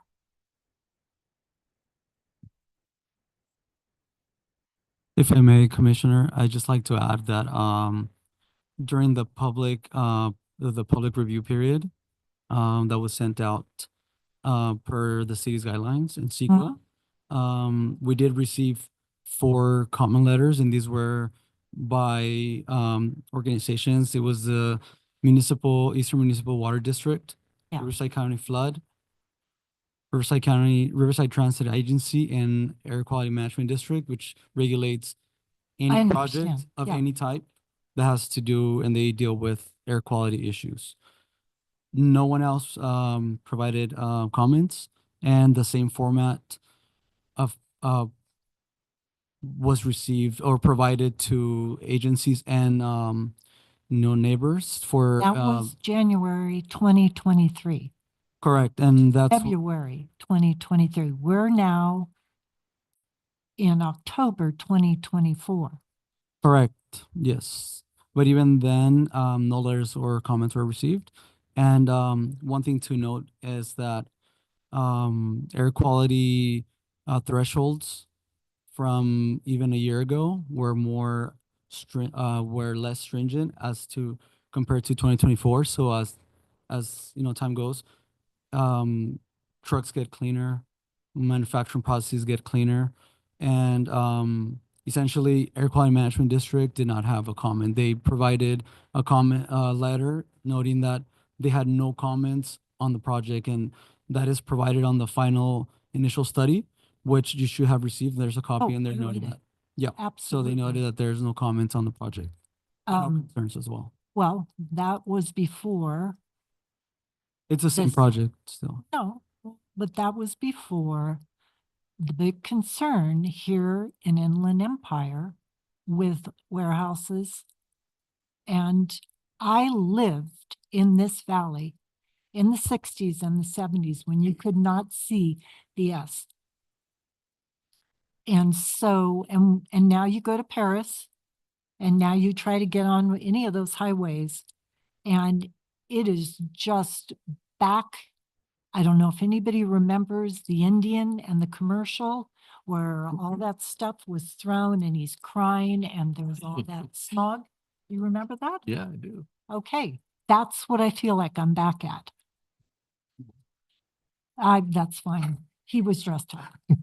But that's my point. No, I Everyone is understood. having a problem with, you've got moratoriums in the cities. Granted, this is 22,000 square feet. I get it. It's not the big guys. But this is a small piece of land in the center of the city. I looked at JD Fields. All of their suppliers, Lakewood Pipe Manufacturing, JD Storage, which incidentally, if you look up the JD Storage in Rialto, it is a empty building being built. California Steel Manufacturer, which is in Colton, Rialto. You've got an office in Torrance and the Alameda Pipe. No, let's see, that was Whittier and Alameda Pipe Tab in Torrance.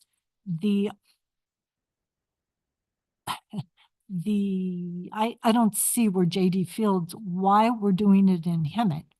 I'm grateful that they're trying, but everybody JD Fields deals with on some level, whether it's manufacturing for someone, all of their stuff comes from a different location, quite a distance away. And in Rialto, they have 8 vacant warehouses ready to be leased. So that's Yeah. my point. Why are we in Hemet? We identified this location in October, well, before we signed a contract in October 2020. We have operations across the country, no less, Yes, right. including in California.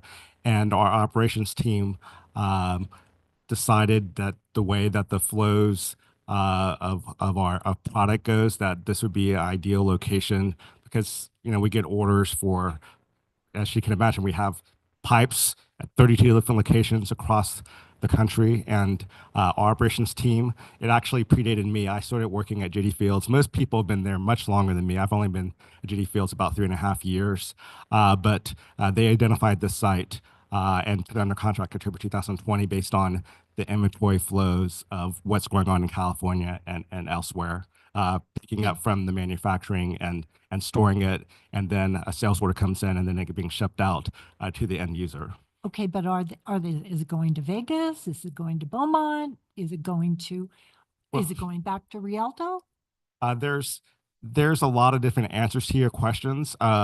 It's going to, we have strategically inventories across the country. And so most likely it's not going, if we have the inventory closer, obviously part of us making a sale is trying to find the inventory and provide it to the end user at the cheapest cost. And so if we find it closer to the end user, we're gonna find that site, which is which is part of what our operations team decided, that based on what we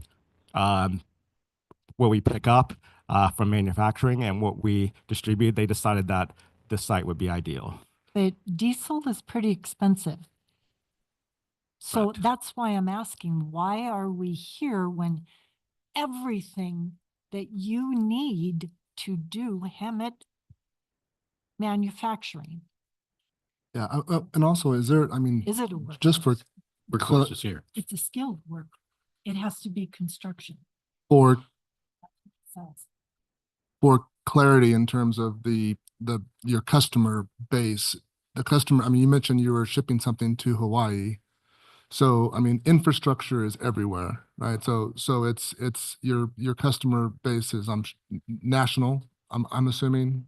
Or our yards are everywhere across the nation, and we sell everywhere. So there's there's not one answer to where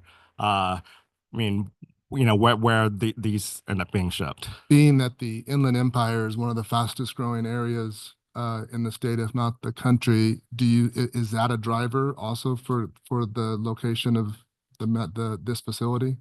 I would have to talk to our chief operations officer, but that's a very good assumption.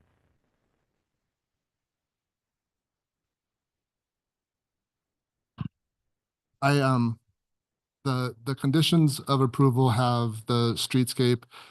Was there on the east side of Gilmore, maybe a question for you, Monique, is that streetscape, I mean, considering we don't have anything else on that street, was that streetscape per like a existing city standard, or is there going to be some sort of a screening element, larger trees or something like that can help kind of provide a little bit of a buffer between I mean, it's unfortunate. I mean, it's going to happen when you have manufacturing abut up next to a different kind of land use, but I mean, it is zoned for manufacturing. And I think, I mean, in a general sense, it's relatively low impact considering it's 10 acres of manufacturing property right there. So, but looking at the street view right here, I mean, when you're pulling out of that, you've got people's windows 7-8 feet from the wall. There's no landscaping on the west side of Gilmore. It seems like there could potentially be some increase in The greenbelt. and yeah, some sort of a landscape buffer that's intended to aesthetically screen and also visually screen from the headlights and the noise and things like that. There's been some questions about the aesthetics of our project, the landscape architecture, just the general aesthetics of the building, which, pretty green space, pretty landscape. But let me introduce Luis Ibanez from Ware Malcolm. He's our architect, and some of your questions are in his zone, and particularly the one about the landscaping or whatnot. We have, I mean, you can see the design around but let me have him address your concern about the landscaping element. We do have a 8-inch CMU block. It's 8 foot high, both along Gilmore and along the railroad. And then we have a 10-foot setback for landscaping, and all the landscaping would be in front of that wall. So that would be facing the residential across the street. From the residential property line to the building, it's about 250 feet, and the building is about 170 from our property line. So it's basically all the parking for the for automobiles is between the building and the property line. So the building set back quite a bit. There's 2 roll-up doors on the back side of the building that are facing to the east, which is where most of the loading would be taking place. And again, the building's only 6% of the entire lot. And most of the manufacturing, the fabrication manufacturing modification would be inside the building, and then the pipe storage would be on the outside. Yeah, I would assume there'd be, some sort of interaction between the yard and the forklifts, things of that nature, some noise. So in regards to the landscaping, is the plant palette a low-lying brush that would be There below? are some trees also. And then and by the conditions of approval, we're also required to put street trees in along Gilmore, along our frontage. Just on the frontage. Right. Chair, Yes. may I just add one comment? It pertains to condition of approval, number 16, 15 and 16. And then I just wanted to confirm with the applicant, we had discussed the materials of the screen fencing along the west perimeter on Gilmore and the southern perimeter. Originally, it was recommended and shown on the architectural plans as block. But after discussions with the applicant, and looking at the draft conditions, the condition of approval was revised to allow for, because they do have access to wrought iron material, that they would, a condition would allow them to, as recommended, it could be either screened wrought iron or block material at 8 feet in height. So I just wanted to point that out as a condition, for the commission as well. To ensure that you're aware that option is included in the condition of approval number, condition number 15 or 16. And that's picking either or. That it provides the applicant with the option, because there was not an analysis that the block wall would reduce noise. And so really the primary use of that is for screening and security. And the applicant was provided the option if they would like to either use block or a screened wrought iron material. And that would be located behind the landscaping on Gilmore Street. I'd just like to, I don't know, not necessarily propose, but just bring up for discussion, I know at one of in my other hat, we have a facility that has a lot of odors and noises and other things. And so we're working with the developer and the city there to create a specific type of a landscape plant palette buffer that provides both the aesthetic screening as well as kind of a windbreak. It's a wastewater treatment plant, so. But if there could be something incorporated here to just kind of, that street is narrow. It's the west side of the street, is aesthetically very poor. It's just gravel and a sidewalk and there's nothing else. If there could be some improvement made to that corridor, and then to help mitigate, there's less than 100 total trips in and out of there. That's relatively small for the type of facility on a daily basis. But where you have that driveways and the vehicles pulling out, especially if it's at nighttime, that we don't have headlights shining into people's windows, that there's some way to get some sort of a screening on that side, just to help prevent that, the negative impact to those folks that may or may not have known that there was a project coming in, but they'll know here soon if it's approved. But I think that's something that we could potentially look at as a commission, because it meets all the other requirements. It's within the general plan. It's within our design guidelines. They're meeting all of those requirements.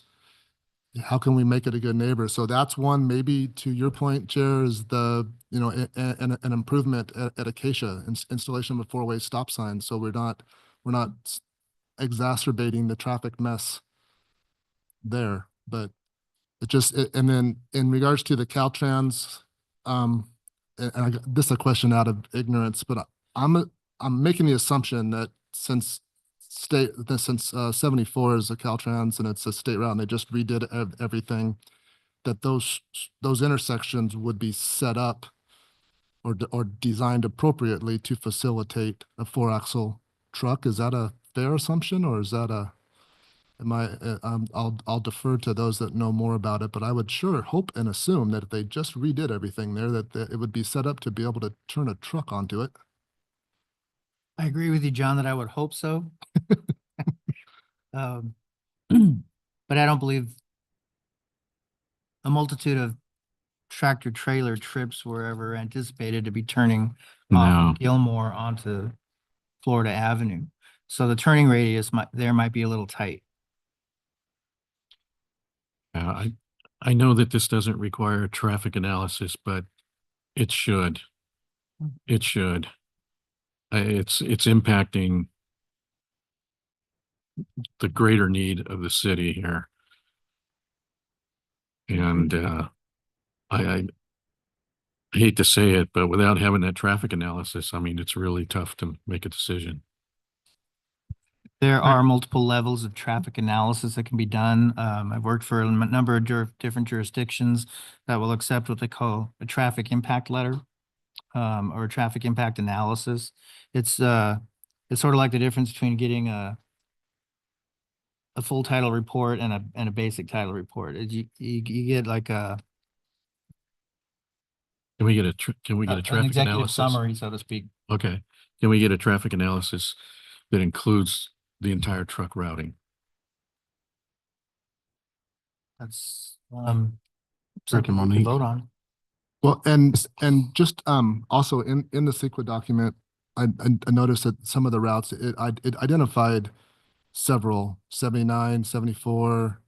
So, but I'm assuming just kind of based on geographically that the traffic is going to be primarily west, because you're going to get either up to the 10, up to the 215, or down to the 15 one way or the other, right? That's kind of the route. So would the traffic, I guess what's the extent of that? Would it be just to get, because once you're on 74, then you're on Caltrans, you're on the city's truck route. So would it be just to get from the site to the intersection or get through the intersection of Gilmore and Florida? 74 through until you get to the end of Hemet. The more challenging part is coming into town and turning right onto Gilmore. That's the challenging part, I guarantee you, because they're gonna have to, the semi trucks are gonna have to go left to veer out to make a hard right to turn in, which is gonna completely block traffic. And that's what you're looking at in the street there in Gilmore is the same width as Gilmore from Acacia to Florida. And they actually have cars parked over there from the apartment. So it's a very tight fit for a 4-axle vehicle to go through Gilmore. 2 or 3 axles a little different, but a 4-axle is that's a tight fit. And I agree with the traffic study on that, because I think they're going to find out that a 4-axle semi truck, it's going to create a lot of risk trying to turn coming in and leaving both. There's a software program I know we use to make sure we get the right turning rate. I forget what it's called, but Kimley Horn might know for the turn something. I forget what it's called. But is that like what we're talking about here is just in terms of making sure that we can safely move trucks through the truck route, the designated truck route, transfer onto the collector street and get in and out. Is that the focus of what we're talking about? I think the focus is from the facility down Gilmore, turning on to Florida, and then, I mean, at least that, a minimum of that. I would like to see it all the way through Hemet, because if you take 74 all the way through Hemet, there's some very narrow areas there. Yeah, I guess my only thought is just is that a burden of this project if that's already a Caltrans I understand state route? I understand, but I think from the facility to turning on to 74 is a minimum analysis. Yeah, when you're looking at the intersection. I see what Chair was talking about as far as that right turn. You Yep, might yep. pick out that mattress. shop. And that's why I asked, where are we going? Where are these trucks going? They're all over the place. Yeah. Well, they're going west. They're going west. Going west. Oh, end. yeah, I would assume so. They're definitely going west. They're not Also- gonna go What's- east. And on top of that, Let's let him speak for a minute before we throw too Oh, many questions. sorry. well, it's related. So, I did ask the question earlier, what types of trucks are going to be used to deliver materials and take materials from the site? Are we talking, pickup trucks, flatbed pickup trucks, tractor trailer trucks, box trucks? Flatbed trucks mostly, almost exclusively flatbed trucks, What length? 18 wheelers. What would be the gross vehicle weight, fully loaded? As I understand, I believe the maximum is 40,000. 40,000 tons. Pounds, tons. Pounds. That's I don't think that's mechanically possible. It's to be 40,000 40,000 pounds, excuse me. Tons would be like a Cruise ship. Okay. With some of these concerns, I mean, obviously, once we get the trucks to the established routes where they're already moving, I mean, will some of these concerns be addressed, say, with a condition of approval for like a truck route memo or like an all stop analysis or whatnot? Okay, I'm saying shaking head no. No, because I'd like to see I'd like to see a traffic study. Yeah, you're gonna have a truck route. That's gonna have to be determined regardless. But within that truck route, where are these trucks going? And what is this impact, especially to the Gilmore? I mean, it's basically an unimproved street, even though it's in the heart of the city. This is that, I mean, is there, at this point, is there a result we're looking for? Yeah. We're looking for safe truck safe routing from the circulation. facility, turning onto. Out of him, right? But yeah, so what's that criteria? And, I'm concerned that we get too far down. I mean, we're getting onto to a Caltrans road. I mean, I would assume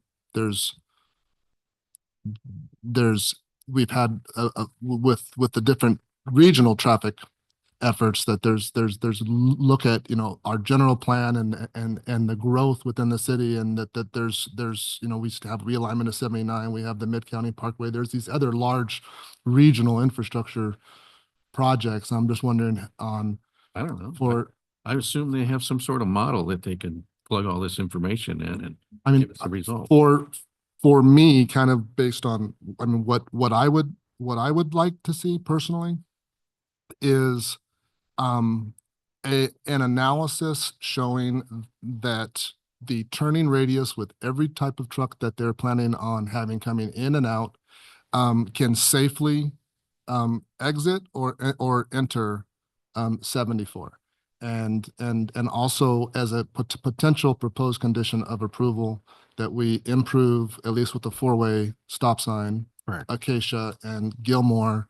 And then as another potential additional condition of approval would be the, a more enhanced landscape buffer For the residents. for the residents to Yes. ensure we don't have. Yep. Agreed. Well, let me beat the dead horse a little harder. So I think I might add a little clarity to my concern. My concern is we're going to end up with gridlock of trucks trying to turn out onto Florida Avenue from Gilmore because the turning radius is unsafe. So I don't know if this is a fair question, Director Monique, but I see we have other available staff in the audience who might be able to shed some light as to the turning radii coming into Gilman and exiting Gilman onto Florida. And if it's possible to have staff give us their opinion as to whether or not the types of vehicles that will be bringing materials to or from the site can navigate those turns safely. So we don't have undue stacking of trucks on Gilmore trying to leave the site?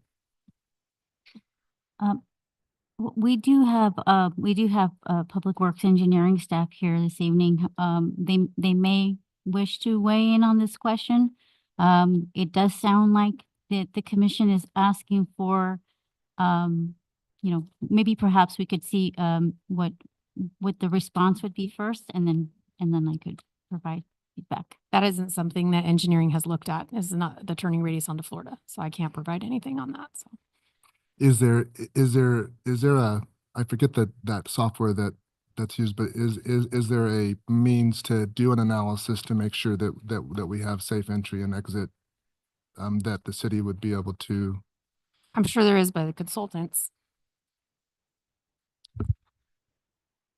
Yeah, so there's a software called AutoTurn, which is trucks that and we use this in design for intersections where you have a designed vehicle, usually is a designed truck, usually it's a it depends on the road, but you would need to make sure there's enough clearance that it could be wide to make a right turn or to make a left turn, to the satisfaction of the engineering department. So generally, you can't design an intersection until you've kind of checked those types of parameters as far as with truck turns. As was mentioned, potentially what we could do is do it, as mentioned, a truck route memo where we work with engineering staff to confirm the truck route and maybe look at the truck turns, just confirm. That'd be acceptable, whatever the route is. That would be most effective. And have it to the satisfaction of the engineering department prior to a time to be determined prior to occupancy or. Well, we already know the manufacturers of your product are going to come either Ramona Expressway, because they're coming out of Rialto and Colton mostly. And we don't have direction really from the city council in general. Yeah, it might be zoned, but we have no good neighbor. Is that in its policy? Are we generating that? We have the council wants to wait until after the new seating is for council members, because the warehouse issue in general is up, and they want to have a meeting with the planning commission. And JD Fields' warehouse has been in our system, and I got this on Friday. Yeah. I think what you're talking about, Commissioner Clark, is the moratorium that they, Or continuance until after, but this application has already been in process. but I just got it last Friday, and there are Well, but other extenuating circumstances. I think there's more discussion. Before we get to discussion, do we have any questions for no, Kimberly and Horn? Do those other two ideas that we were discussing, the improvement of a four-way stop sign at Acacia and Gilmore, and then a more enhanced landscape design to support the aesthetic and this noise and light screening, are those, is there any heartburn with those? So usually for an always stop, there's a always stop a warrant analysis. Usually there's a balancing of volumes on all approaches that would warrant the need for an always stop. We can look into that as far as an always stop, whether it's warranted at that intersection, and advise the city on the direction whether or not, yes. And if it is warranted, would JD Fields be willing to contribute to that as a condition of? Yes. Okay, thank you. I do have one more question regarding the storm drain and access to the storm drain. That we haven't discussed that matter yet. So I believe one of the response to comment letters from Riverside County Flood indicated that there was no access to the adjacent storm drain. So I'd like to know how that will be resolved. Correct, and that was clarified in the response to the comment section where we provided input noting that there was no need for it because all water will be treated captured and treated on site. There will be no release. So it's a zero release site. So that's something that was noted on the responses to comments to them. It was provided to the general public as well for them to review. But so there is no issue there. Water is not going to be released into public sewer system. So that was clarified. So between the above ground and the subgrade storage, there's sufficient capacity there to capture the minimum requirement for, what is it, 100-year Yes. flood for 3-hour duration, something to that effect? Well, it's designed it's well beyond what is necessary for the site to be able to treat. There's going to be an above ground and an underground basin to treat and to capture and treat the water on site, and then it will naturally make its way down. Okay, and we understand that in severe events, it's going Correct. to overflow. There's nothing anybody can do about that.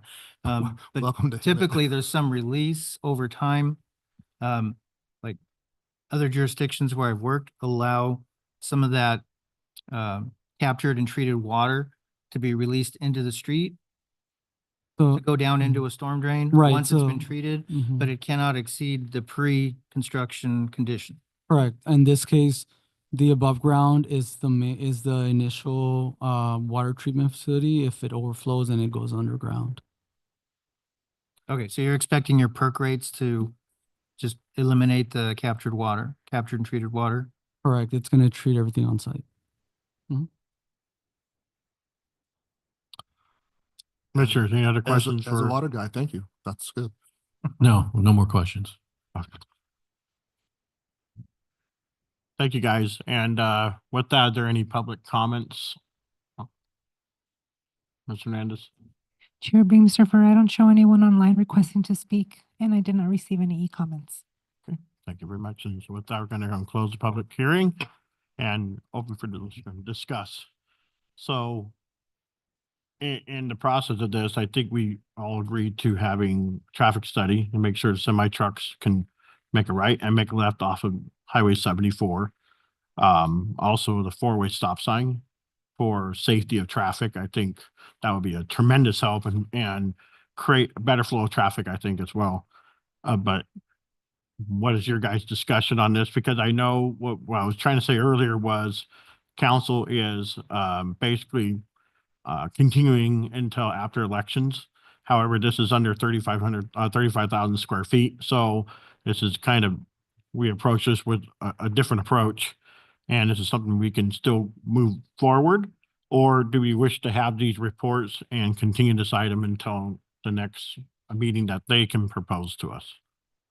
What's your opinion? What do Well, you there's think? another condition. The third one is the landscaping. The landscaping as well. Can we get some clarification on that third one for the landscaping? Do I understand? What he was saying is when like the semi trucks for nighttime, because it is a 24-hour facility, Mhm. when the trucks come out with their headlights, the headlights are gonna hit all those mobiles as they're turning to get on to Gilmore. And so he's trying to say to protect some of the lighting from the trucks exiting, since it is a 24-hour. Okay, Right. so it would be more of screening, on the westerly side of Gilmore Street. And so we would evaluate that right-of-way condition of the sidewalk. Is a very, very small strip of, it looks like decomposed granite. Not sure if there's irrigation lines that are, installed there. But we certainly could look at that. Would, the commission also would consider, other screening options, such as maybe the installation of a tree, with working with, someone at the mobile home park site and there was in that specific, location, we could reach out to the, it sounds like it needs to be analyzed. There's a lot of mobile homes there, trailers, a lot of residents along that road, as well as the housing tract behind it. And it's just crazy to think that not one person said something about it. And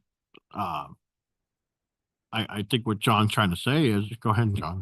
The west side of Gilmore, really, the only concern is the two driveways that have exits, because those are going to be the ones pulling out. And if being 24-hour operation, I mean, it's kind of similar to the Starbucks on the at Page Plaza, you know, with the drive-through there, you want to try to get something to keep the lights from going into the people's yards. So, and yeah, I'm not sure. I mean, it looks like it's kind of would be challenging to even landscape the west side, just because it looks like you only have about a 2.5, 3 foot between back of sidewalk and the wall. So I would, my thought is that there's something there to help with protecting from lights, from headlights, but then the rest of it is just an enhanced landscape on what is their condition for frontage that is intended to help with noise reduction, light reduction, and aesthetics. So instead of a low-lying brush, having a taller plant palette, especially if it's going to be wrought iron.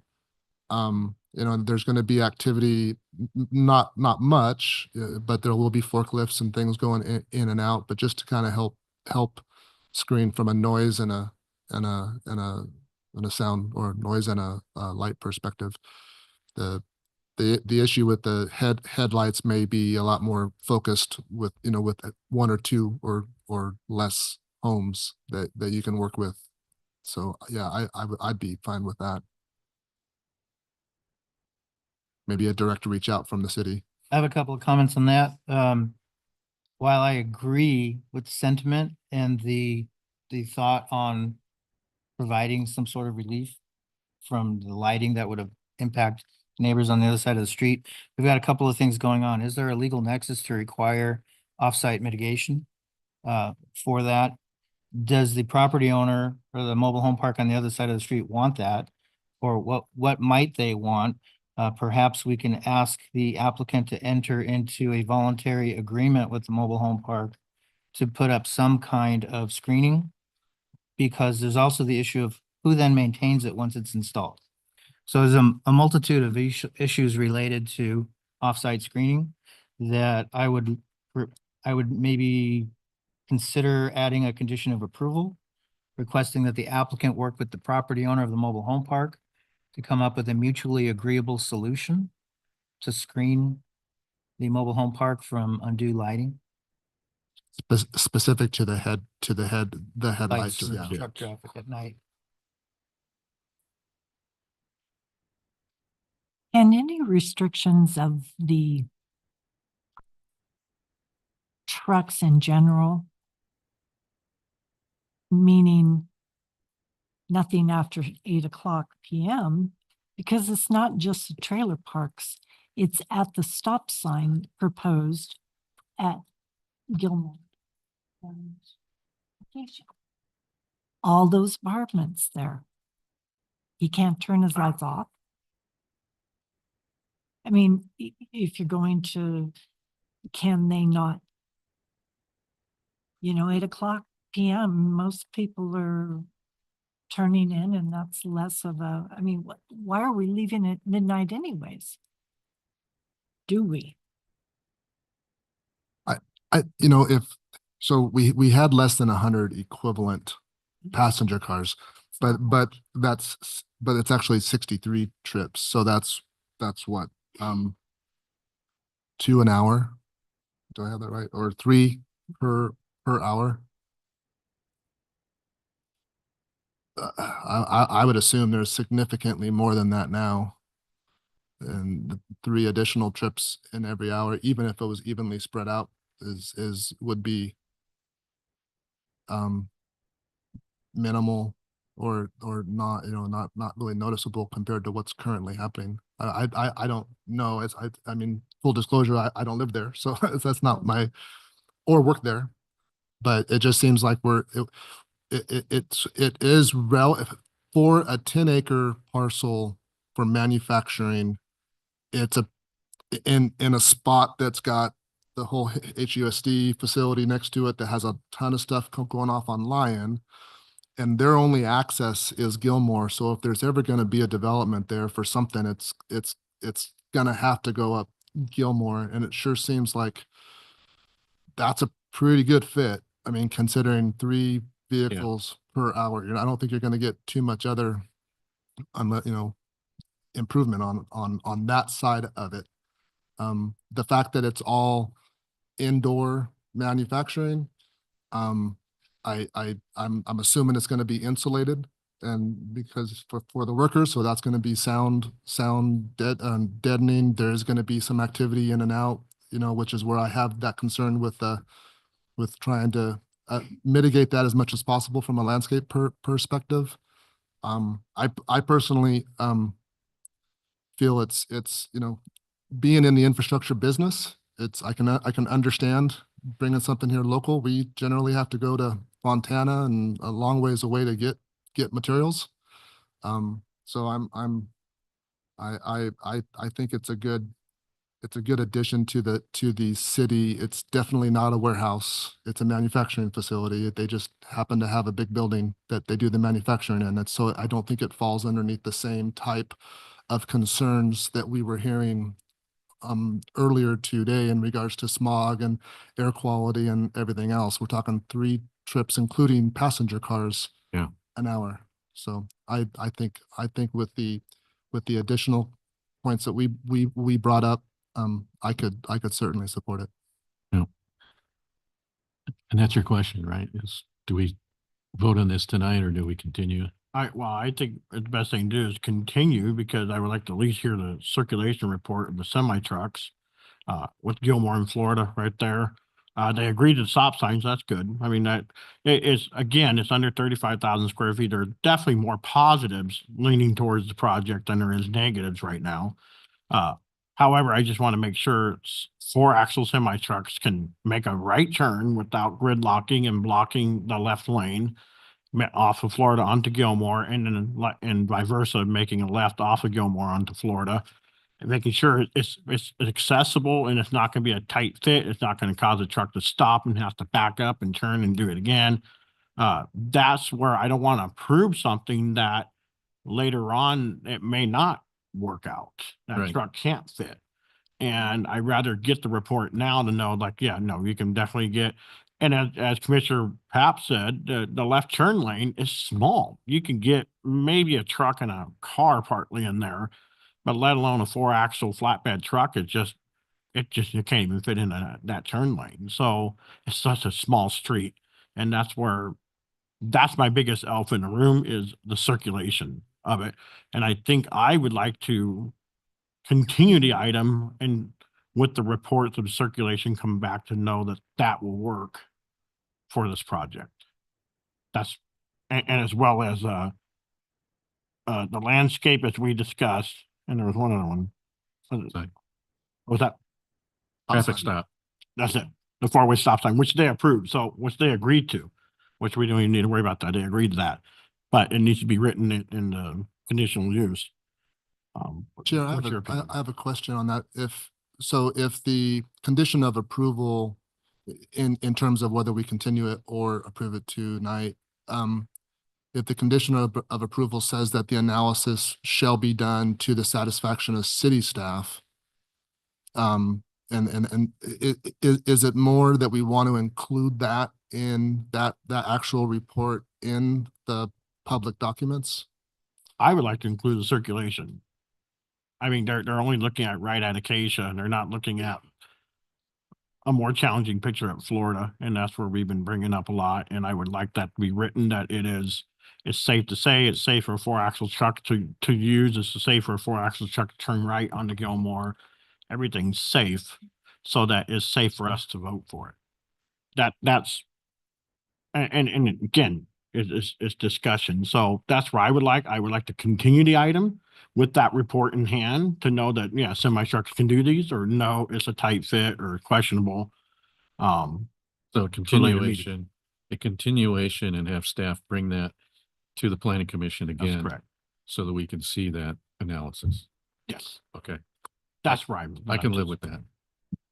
Along those same lines, was there a floor plan submitted for the building? Don't recall seeing one. What was proposed or what was shown in the architectural plans is a basic floor plan that shows the outline of the office area. It is not, it's not detailed. It is not a detailed plan. That would be more detailed once it goes through the building department, through the tenant improvement process. So yes, the floor plan is not, does not have the details, that would be, it is more conceptual. Reason I ask is typically there's a condition of approval that states that the construction of the building will substantially conform to the plans on file with the planning division. But if we don't have plans on file, you can't determine if they substantially conform. So I believe that a floor plan should be submitted with the project for that reason. I have a few other comments, a couple of other recommended conditions, but I'd like to go through a few comments first. With respect to the actual site and location, it is zoned M2. It is zoned for manufacturing purposes. The applicant is proposing a manufacturing business that meets the requirements of the zone, apparently in terms of setbacks and landscaping. There is perimeter landscaping around the entire portion of the site, except for the entry gates. I do agree that on the westerly side, there might be some enhanced landscaping. I would like to also add that as a condition of approval. With respect to the surrounding uses, there's a hard edge on the west side of the property, which is Gilman Street, that separates the use from the residence. And there's also a significant setback on the westerly side. I believe the comments that I wrote were 300 plus feet. The building is away from the property line. You also have a detention basin for percolation that goes along that westerly side with landscaping. I do believe that the project meets the intent in that regard, in that aspect. On the south side of the project site, we have another hard edge. We have the railroad right-of-way that separates the use from the neighboring residents to the south. I don't know the width of that off the top of my head, but it's a reasonable distance. And again, you have the building is situated more to the north of the site and away from those residences and nearer the school site. I am a little bit concerned about the proposal for the wall on Gilmore. Appreciate the condition of approval that allows for either a block wall or some sort of decorative wrought iron or tubular steel. But the condition doesn't specify what type of block, if block is preferred. I would like to see something decorative and not precision block. Precision block is not the most attractive type of wall. Invites taggers to come and display their art on those types of walls. There will be exterior landscaping, which would help mitigate for that. But alternatively, I'd like to add that perhaps there be a combination wall with some sections of tubular steel, some sections of block. And the tubular steel would have some sort of screening element. And that a plan be submitted to staff for approval by the Community Development Director. I would like to see a condition of approval added requiring a haul permit to move the 700 plus cubic yards of soil to another location. I would like to see a condition of approval implemented regarding the roll-up doors for loading. I believe they should be closed whenever there is not a delivery, or at least closed during any time of manufacturing to help keep noise to a minimum. Those doors should really only be opened in the event of a delivery or materials being loaded for offsite distribution. Unless it's extremely hot, I can see the doors being opened. But if those doors are opened, there shouldn't be any manufacturing activity going on while those doors are open. If the and again, with the traffic, I agree with our chairman that an analysis should be made that'll definitively put to rest whether or not vehicles can make the turning movements off of Florida onto Gilmore and off of Gilmore onto Florida. I would be amenable to a condition that allowed staff to make that determination. But I will leave that issue up to my colleagues to decide. If the applicant would agree to the majority, if not all of those conditions, I would be in favor of the project.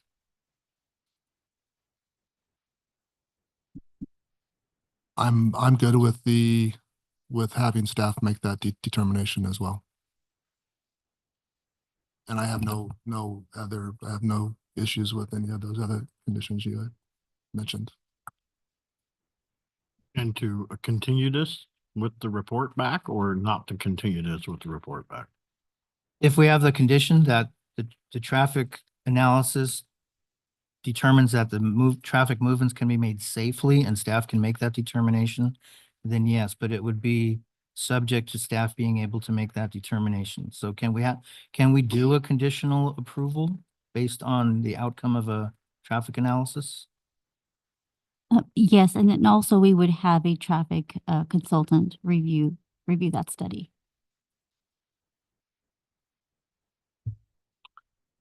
I'm good either way. I prefer actually the continuance so that I could see the results myself. But I could go either way. So I prefer the continuance.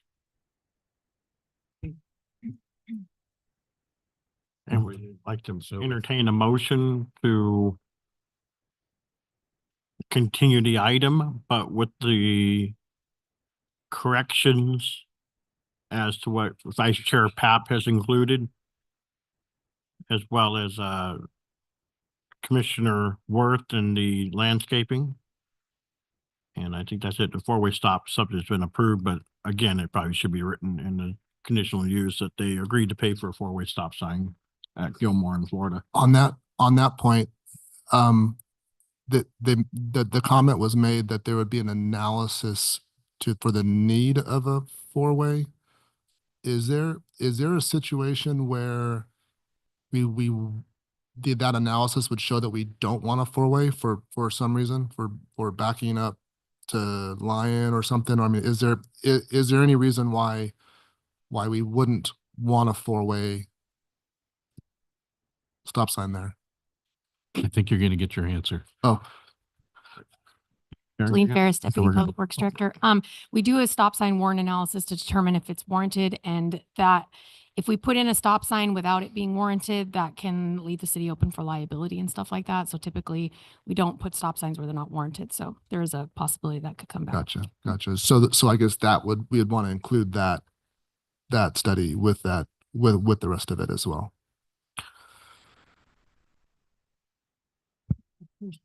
Like to see the continuance so that we can get all this info.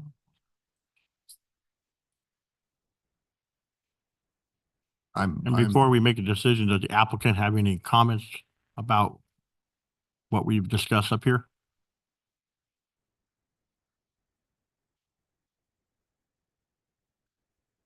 With that, we're going to open up public hearing.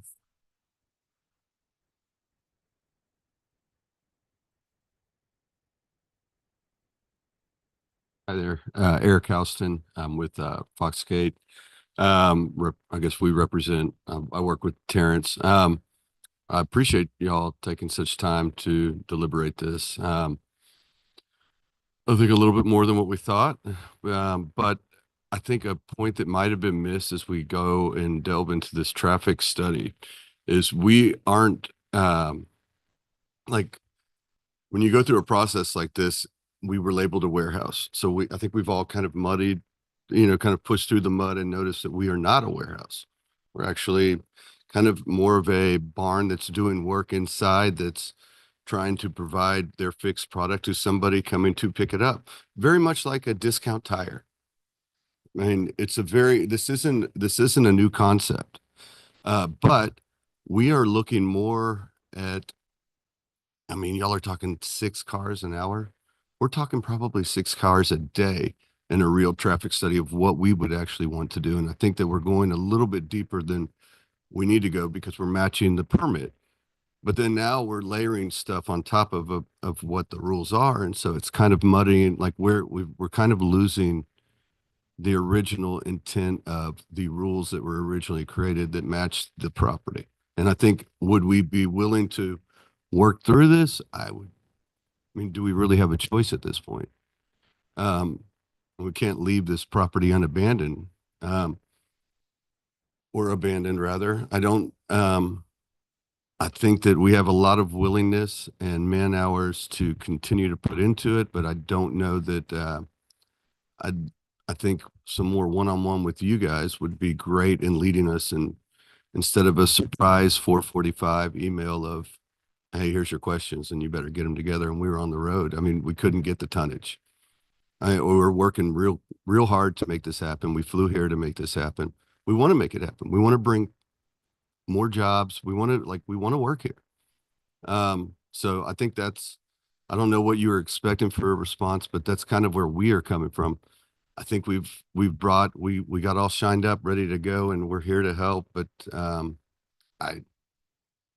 it's getting kind of layered, and it's looking harder than it's looking very hard to do. So if you want us, we're happy to dance. I think that's all I have to say that, but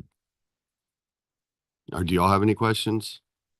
Well, for clarification, it's not I think this traffic study is a technical term, right? We're not talking about a traffic study. We're talking about just an ingress and egress specific to the from your facility to Highway 74, and making sure that you can safely turn on and off because of the way that intersection is currently laid out. So it's not a traffic study that would be outside of the requirements because of the amount of vehicles that you're showing. It's more from a public safety perspective and just being able to make that transition at that intersection. Just to clarify that layer. And I think with that comes what's it called, the needs analysis or the warrant analysis for the stop sign that maybe that wasn't done, that we want to have added. So just to clarify, it's not a traffic study that's being requested by the commission. It's just a little more depth in regards to the safety coming in and out of the site. And I guess an additional point that we would like to make is there is, where the mobile home park is, there is currently a wall there that blocks from lights and disturbing. Right. Yeah. And it's just the windows are all above the wall. I mean, there's some shots right there. So that's the concern there is all. But again, I would maybe ask this to legal. Is there anything that the commission that has been asking that is outside of the scope of the commission? Well, not necessarily. I mean, these are all concerns that you're voicing. However, we have to just be mindful as far as what we're approving here today and how far this project has come. Also take into consideration that the project has gone through a lot of discretionary. Has it gone through the discretionary permits and all of or is it the ministerial? It just has the ministerial ones remaining, essentially. Correct. Yes. So it's gone through quite a few permits thus far. So it's up to the planning commission to, if they want to impose certain conditions that are agreeable or, whatever the planning commission decides to do. Can I ask a question? We're making sure the trucks can do Florida. What happens if they can't?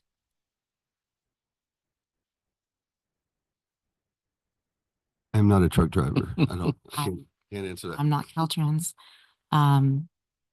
We would have to see that study to see if there's any other options or recommendations on what the applicant can do. Not our fault that Gilmore is very small.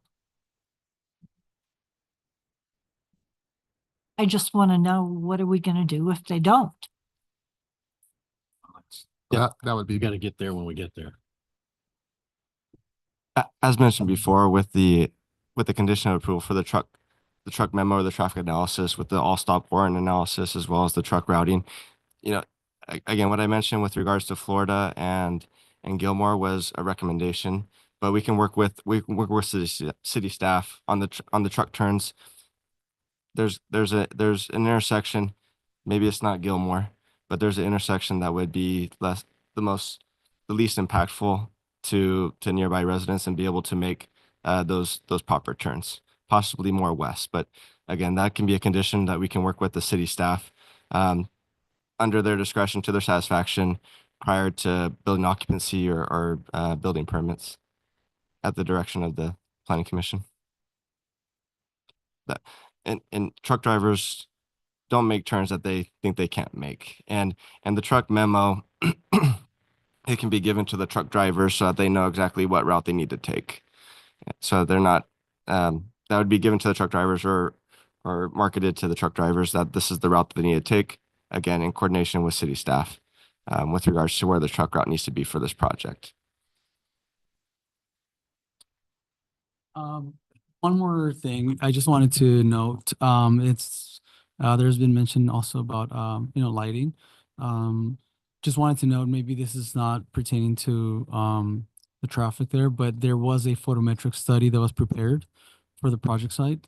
It's on Exhibit 6 of the initial study, which shows how far beyond the property line lighting would be emitted. And it would not go beyond the center line, and would not spill onto the adjacent properties. So I just wanted to make that note so that you know that this has been looked at as well. It would not exceed the streetlights? No, it is within, no, it wouldn't. Yeah, so it would not affect any of the adjacent sensitive uses. Okay, good. Thank you. I missed that in the 337 page report. Oh, no problem.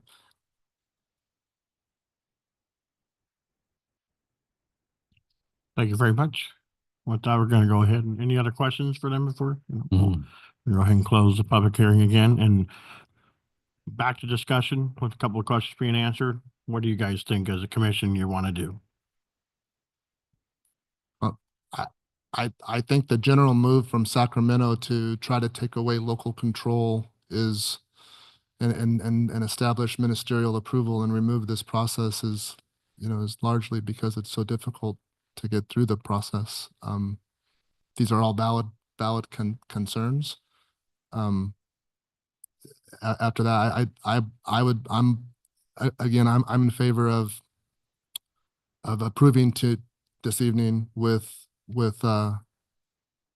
incorporation of the conditions. And if there is an issue with that traffic analysis, or I don't know what the right turn analysis, then it has to come back because it doesn't meet the requirement.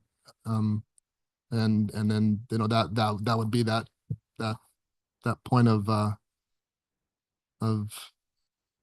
I don't know what the word is, but of a benchmark in the process that it needs to meet that. We'll have especially with that photo with the light study, it's more of a aesthetic enhanced landscape. I think I'm fine with the city making that determination myself. So again, I think if with everything that's been discussed, I'm good with making a motion to approve with the conditions and as noted. I don't know if I could possibly go through them and state them. What's that? We have it recorded, so don't Okay. worry. But that's my thought, and so I'll make that as a motion if there's someone that would like to second it. I'll have different opinion. I'd prefer to see the continuance. I'm in the same boat.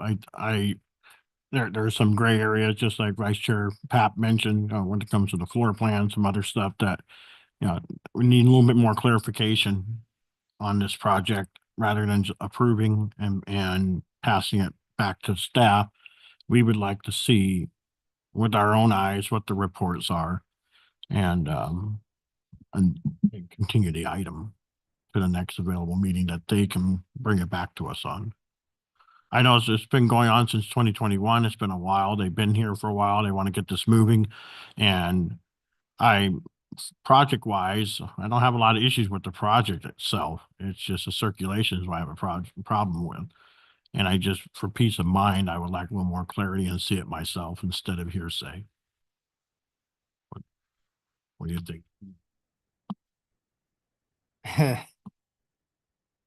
I'm a little torn. I'm not gonna lie about it. I'm not, I think I've already stated that I think your project overall is a good project. I think it'll be good for the city. I think it's a good fit. It's an industrial project in an industrially zoned area. It's just that we have a few loose ends that we need to tie up into a nice little package. So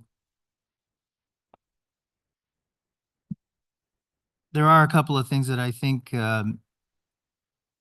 if a traffic turning movement analysis can be produced and supported by staff, that it would meet, the intersections would meet the turning radii, then I feel comfortable that we could approve the project. But if it cannot, as Commissioner Clark mentioned, we can't fix it later. We have to know now that those turning movements are going to work. So if we could conditionally approve your project upon that traffic circulation movement study, I would be in favor of that. I just don't know if that's the best path. I do believe that perhaps we should take a look at it and then make the decision. Okay, we're gonna make a motion or? Okay, I'll make a motion to respectfully recommend that the planning commission continue this item in adopting the planning commission environmental resolution, adopt planning commission resolution attachment number 2, authorize staff to file a notice of determination with the Riverside County Clerk and State Clearinghouse, and conditions of approval for traffic analysis from Gilmore to Highway 74, traffic stop analysis, landscape improvement facing residents, and did I miss any? And the other recorded conditions from Commissioner Pap. Date, do we have a date specified to continue this item to? Which is I know you have your hands full. Need to ask the applicant how much time they need to turn those studies around. But we do have, maybe we could refer to the applicant, perhaps we continue to either the December 3rd or the December 17th planning commission meeting, if that would be enough time for the applicant. December 3rd or December 3rd. Okay, continuance to December 3rd, 2024. I have a second. I'll second that motion.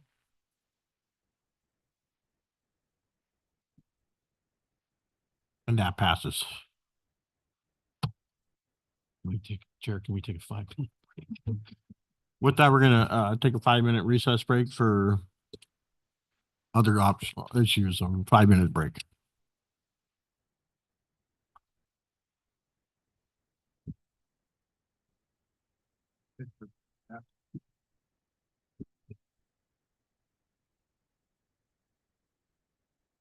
It is.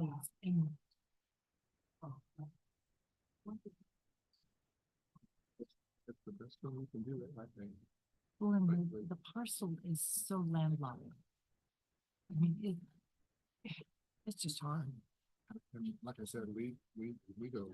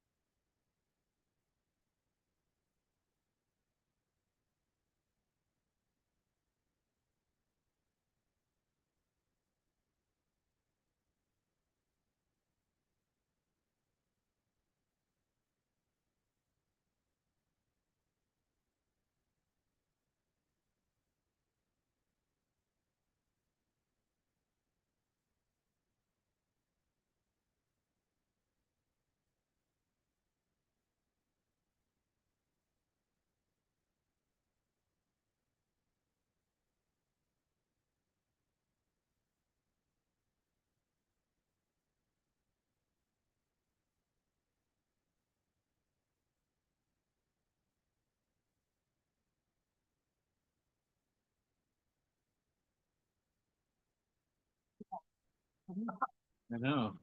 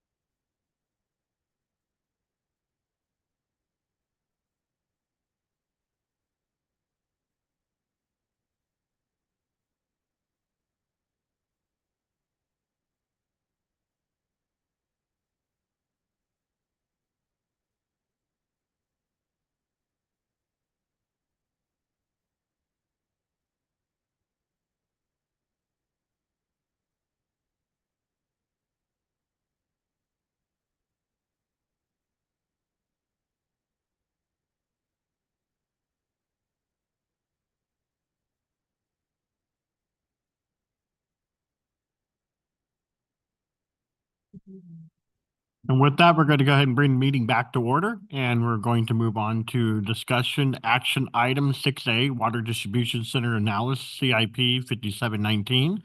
And we have Public Work Operation Travis here to help us today.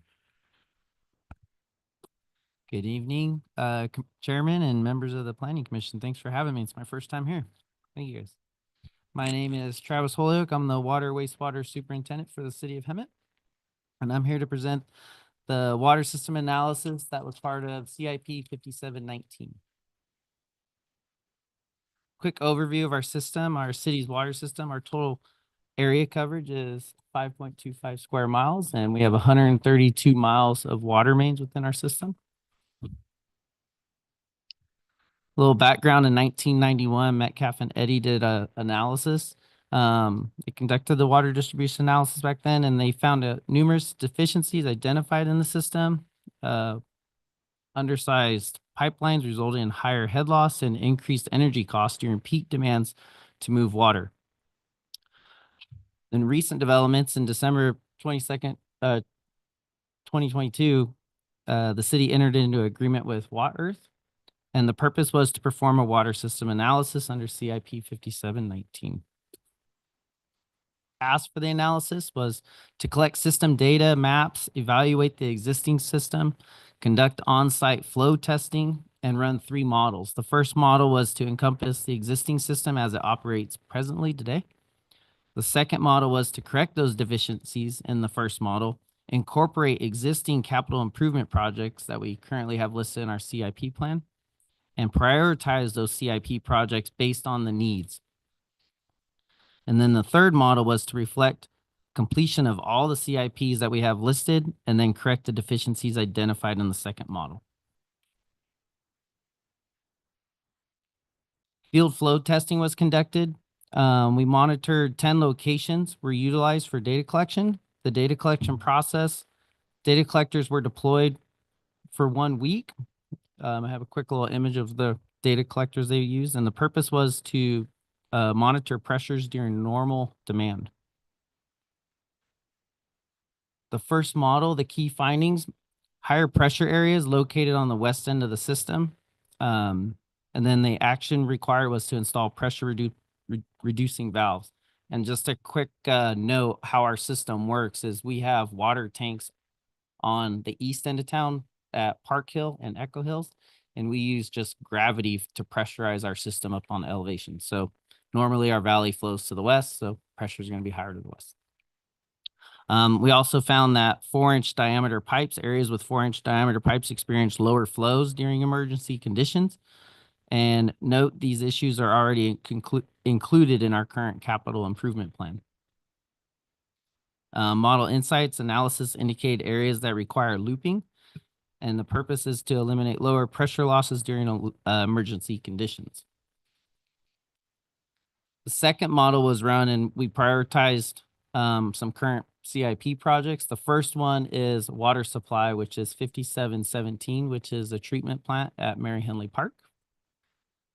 The second one was transmission lines, which incorporate CIP 5661, which is the Oakland transmission line, 5665, which incorporates a transmission line from the Echo Hills water tanks down to State Street, and then 5507, which is extending a 24-inch water main down State Street to connect at Stetson Avenue. And then the third priority was distribution lines of 5657, 5656, and 5598, which are all upgrades from 4-inch water mains to 8-inch water mains. In the third model, we overview of completed CIP projects. We identified areas needing looping, and 2 of the areas are off of Olive Tree and East Wesley Way. We're going to connect those into a future CIP, and then the other one is over at Gibble Park. We're going to connect a line that doesn't run all the way into what's known as Rafferty. We're going to connect that into to make sure all those areas are looped, and it'll help keep pressures high during emergency conditions.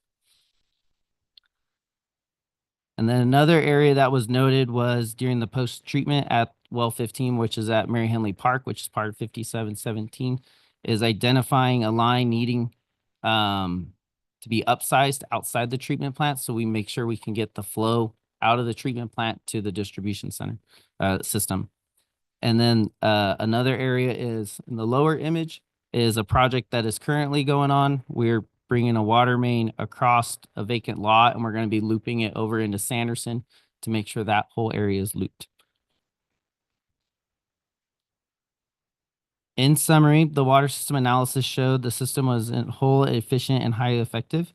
Identified locations that need to be addressed to be able to supply water during emergency events in certain areas, and it prioritized our current CIP list based on necessity for water supply and distribution needs, increasing our design standards and specifications to address pressure in the system and ability to show how the treatment plant would affect the distribution system.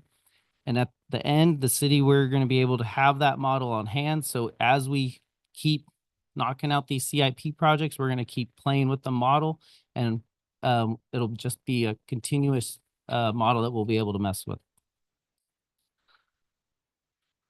That is my presentation, and I'm here for questions or comments or anything you guys got. Thank you very much, Travis, for the presentation. Commissioners, any questions for Public Works? For Travis here. Before John, you're the man. Well, no, I first off, as a recommendation for I mean, that's a very detailed. So the last one was 347 pages. This one's 516 pages. And they did a really good job, especially on kind of the data gaps and the GIS stuff. That was impressive. For it to be a little more consumable to the layperson, I would suggest kind of having them beef up that executive summary. It's only a couple paragraphs. Maybe expand that out to a couple a couple pages, just so you can read that without having to go through all the tables and figures and data to get to the punchline. Just a couple thoughts. It's amazing. I did not realize how many of the city's wells were not active right now. And it's great that the CIP includes the treatment plant for those two wells. Is there anything in the CIP for the other? We have the one, as you mentioned, for 15 and 16 to get treatment. That's a GAC system we're gonna be putting in. We do have another CIP listed for water quality treatments listed in there. Our biggest concern was bringing these two wells on first because they are such high producers for us that we want to get the most bang for our buck first, and then we're gonna move on to the lower supply wells. I believe it's 5627, I believe. Don't quote me on, but I don't have it in front of me. Is it? Oh, yeah, we go. Oh, yeah, I've been on this. Okay. And then, with that in mind, what's the city's current percentage on an annual basis of water from wells versus water from, that's imported? Okay, so roughly we produce anywhere between 3,600, 3,700 acre foot a year, roughly. About 65 to 70% of that is produced from our wells that we own, and then the rest of it is compensated. Even with all those wells offline right Yes. now? Then the only other thing that it was kind of enlightening. I don't disagree with any of the recommendations. My only thought is that if you're going to increase the design standards, considering that so much of the system is 60 plus years old, it might be worthwhile just to do some sort of a risk cost analysis on what that could potentially mean to the existing system. It's been operating a certain way for a really, really long time. And so to increase the pressure up, up more might have some problems. Maybe it won't. Yeah, so currently our pressure is where it is, where the treatment plant is at Mary Henley Park. That's on the western side of our system. We stop at Sanderson Avenue. We don't go past that. And so currently our pressure is gonna stay as kind of typically where it's at. When we used to run 15 and 16 a while ago, we would run in the 115, 116 PSI over there. But we will look into the analysis on the materials and the infrastructure of the pipe. Yeah, just to kind of put that in context to the savings of avoiding splitting it into two different pressure zones with the PRVs. Yeah, it wasn't really cost effective. That was the first scenario that was in the analysis, was putting in a bunch of pressure relief valves in lieu of, just raising up our pressure standards, where the system and the pipe material that we have currently is rated for that anyways. And so, but to put in all the pressure relief valves and how they lined it out was not going to be cost effective operationally or the initial. Yeah, that's a pretty high operating pressure. Yeah. And maybe we could get more life out of it by reducing it a little bit too. So yeah, I'll work with our engineer on that.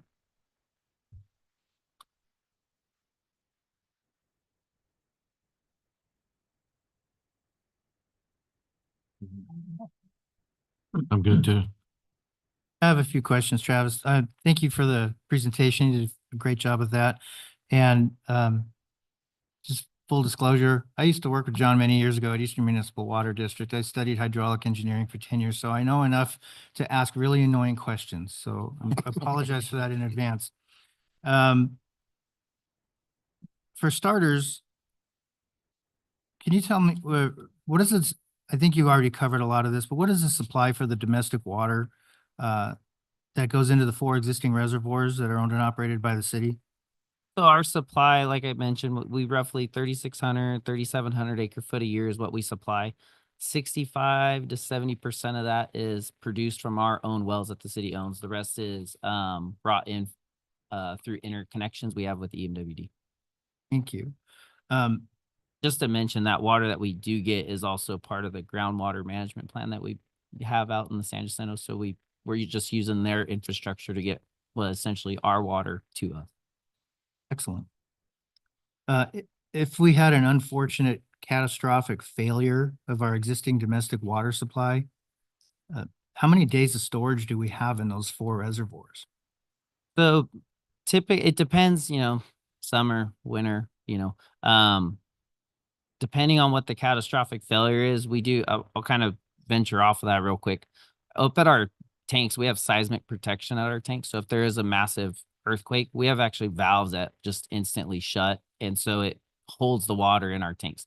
With that being said, a day, 2 days, at the most, Thank you. We have a CIP for a third tank there. I noticed in the staff report, it made mention of a 1991 master plan. And at that time, that identified a need for an additional 5 million gallons of storage to meet fire flow and operational requirements. If I read that correctly, no new reservoirs have been constructed since then, but one is proposed for up to 2 million gallons at the Echo Hill site. Correct. We have one currently in design, actually, 5655, to be designed as a 2 million acre foot. That was actually added into the analysis, the model that they did. And so they didn't see a need for the 5. They saw a need for the 2.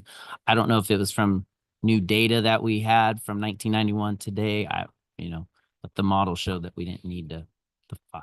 Okay. So clearly it's not your fault. If you were even born yet, you were probably a toddler back in 1991. I'm just curious why the city hasn't done anything to rectify this situation since then. There's a lot of things on the CIP that I'm really pushing forward to get done, such as the treatment plant and some pipeline projects that are getting done. And so there's been a lot of sewer projects being done lately. I'm just trying to clean up the stuff that's been laying around. But in 1991, you're right, I was. Okay. I think the answer to that is that's a question outside of his control. Yeah. I think if I quoted the number right, I think you mentioned in the staff report, there's about 132 miles of pipe that serves that 5.25 square mile area. If I read it right, the type of pipe is asbestos concrete? Correct. Is that 100% of that pipe or half that pipe? On that?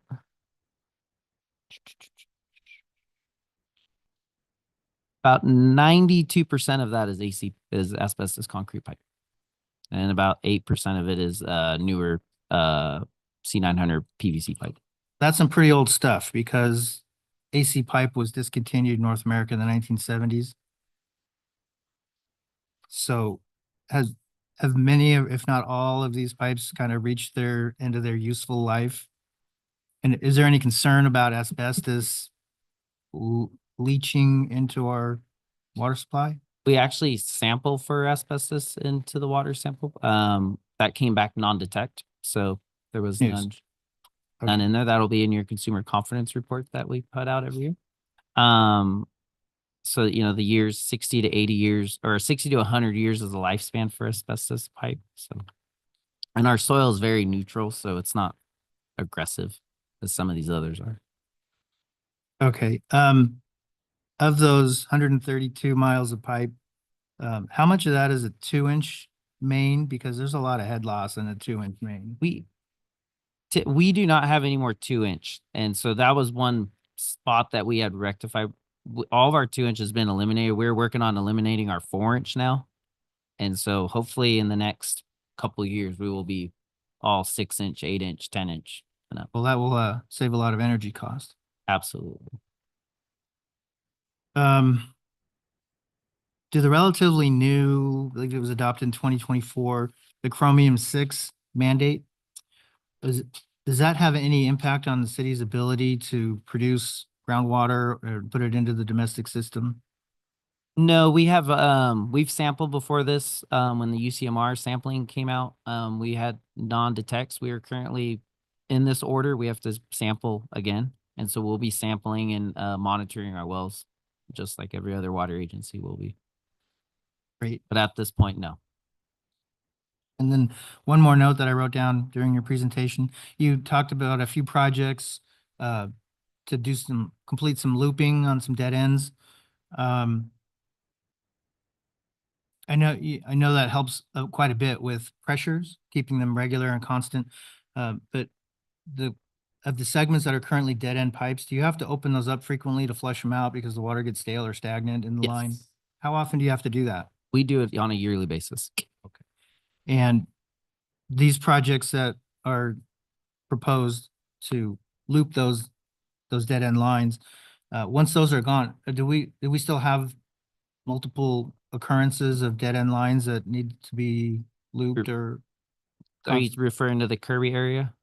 anywhere in the city's service area? There's some that are they're in cul-de-sacs. They're always just going to be a little 60-foot shoot of a dead end. We're always going to have those. But the ones that I did note, as far as dead ends on Olive Tree and Gibble Park, yes, that will be taken off of our dead end list, and we won't have to be flushing those out anymore. Excellent. Thank you very much. I appreciate your responses to all my questions. That's all I have. Very good questions there. I know it's getting late. Just one question. I understand with the wells, is there a certain temperature that the water reaches where the well has to become shut down? As far as just water temperature itself? Water temperature itself. I don't know if there's an actual stipulation on temperature for water. I'd have to get back. Fortunately, it stays cool. It's Yeah. more, I know in the past we have a test well that we did hit over in a certain area where we must have hit a vein or something, and the water dip was coming out like a hot spring. And so we don't use it because it's obviously, we don't want to, it's not the best. It's not aesthetic. And it's not fun to play with as far as treating wise, because it's the disinfectant and everything. It doesn't work well. Because I was told, and it could be wrong, but I was told from he'd been here for decades, land surveyor, that again, back to Gilmore, right where Gilmore in Florida is, that the water table underneath there is more like it's hot water. It's hot water underneath that property. And I don't know if that's true, but from back in the day, it used to be like a hot springs or hot water from below there. And I just don't know like how close that is to other water tables, or that come in any contamination issues with the water tables nearby. The closest well we have nearby that area was probably a good mile away. Yeah, and the water there's in the low 70s, and the water table, I believe, is at 222 feet below grade. Just a weird question I just heard. You do get, I mean, it's a seismic area, and things move, and well, you never know until you put a straw down. If you like hydrogeology, you'll love this basin. It's pretty intense. You have a lot of different earthquake faults. You have some areas of extraordinarily. That's a little background. EMWD was formed as a result of a lawsuit when Metropolitan drilled the tunnel through the San Jacinto Mountains, and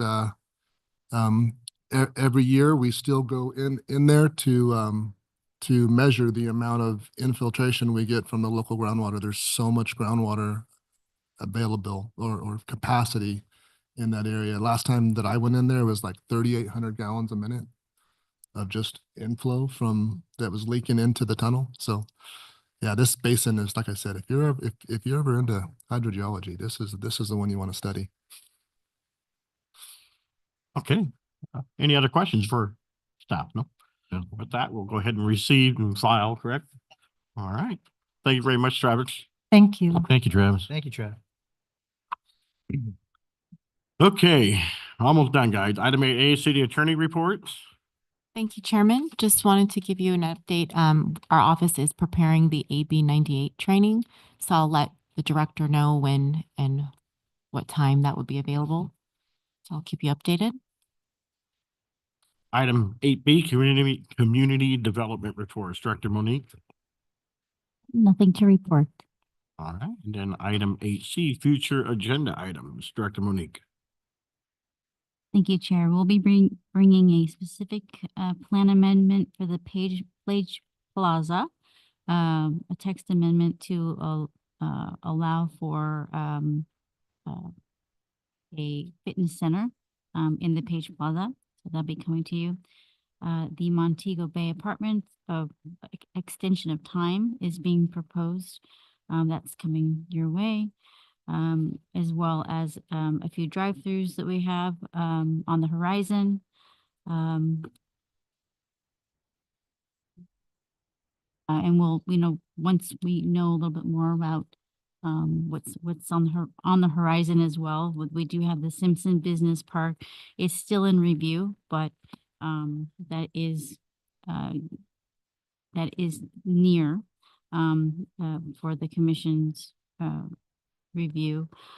We have a work study for electronic billboards. A draft has been prepared. We're reviewing it, and we'll be bringing it back to the commission in the next couple planning commission meetings, as well as High Point Apartments, which is also coming your way. Thank you very much. And then moving on to item 8D, Planning Commissioners Reports. Commissioner Work, I have nothing to report. Commissioner Clark. Always. We did the paint recycling, and I really, really, really want to commend the Public Works. Whoever organized it was just a dream. So, yay. Pass that along. That was awesome. And it was so clean and well done. And I didn't have to get out of the car since I had my jammy bottoms on. But no, it was great. And it was very informational to watch them deal with this. Was at Saturday's emergency city council meeting. I think you were there, and some of us were ziplining or something. But it was pretty to the point, and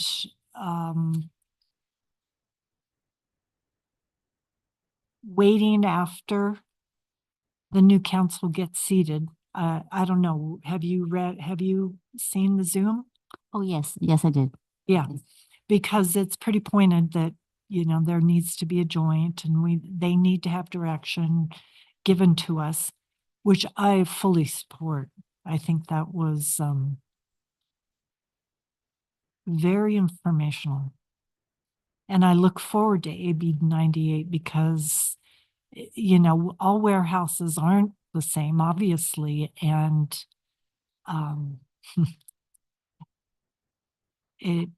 it's very interesting. I agree. We need to get educated. And that's it. Thank you. Commissioner Hill, Nothing to report. Thank you.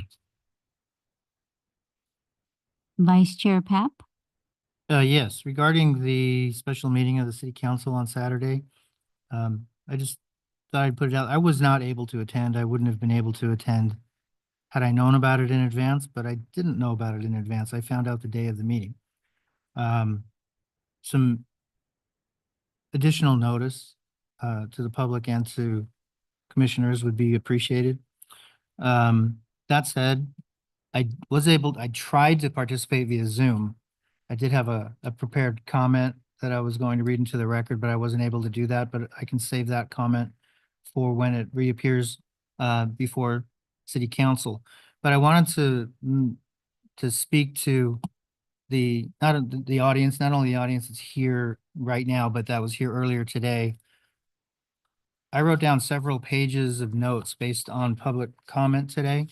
And I would like you all to know that as commissioners, we hear you.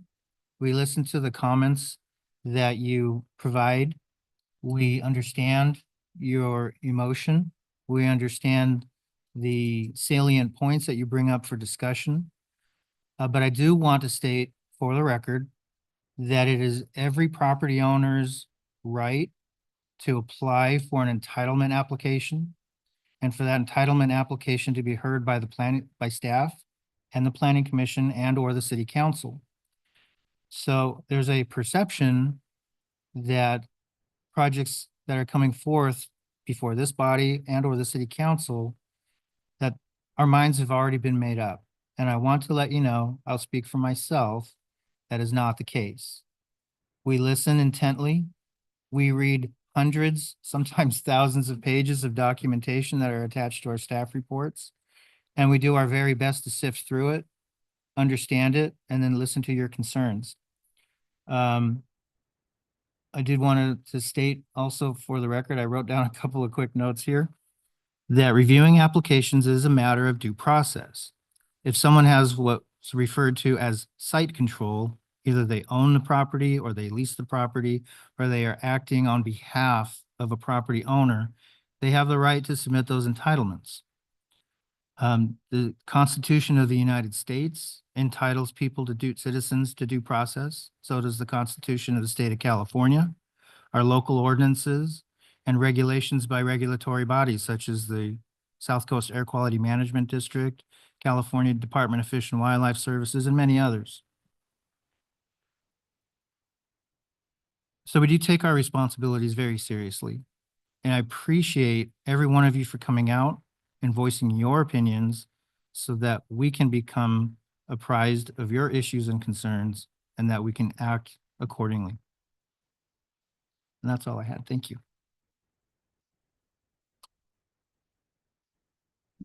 Thank you. Chair Beamsterfer. I'm gonna kind of go with Vice Chair Papp as well. You know, I'm not pro warehouse. I'm not anti warehouse.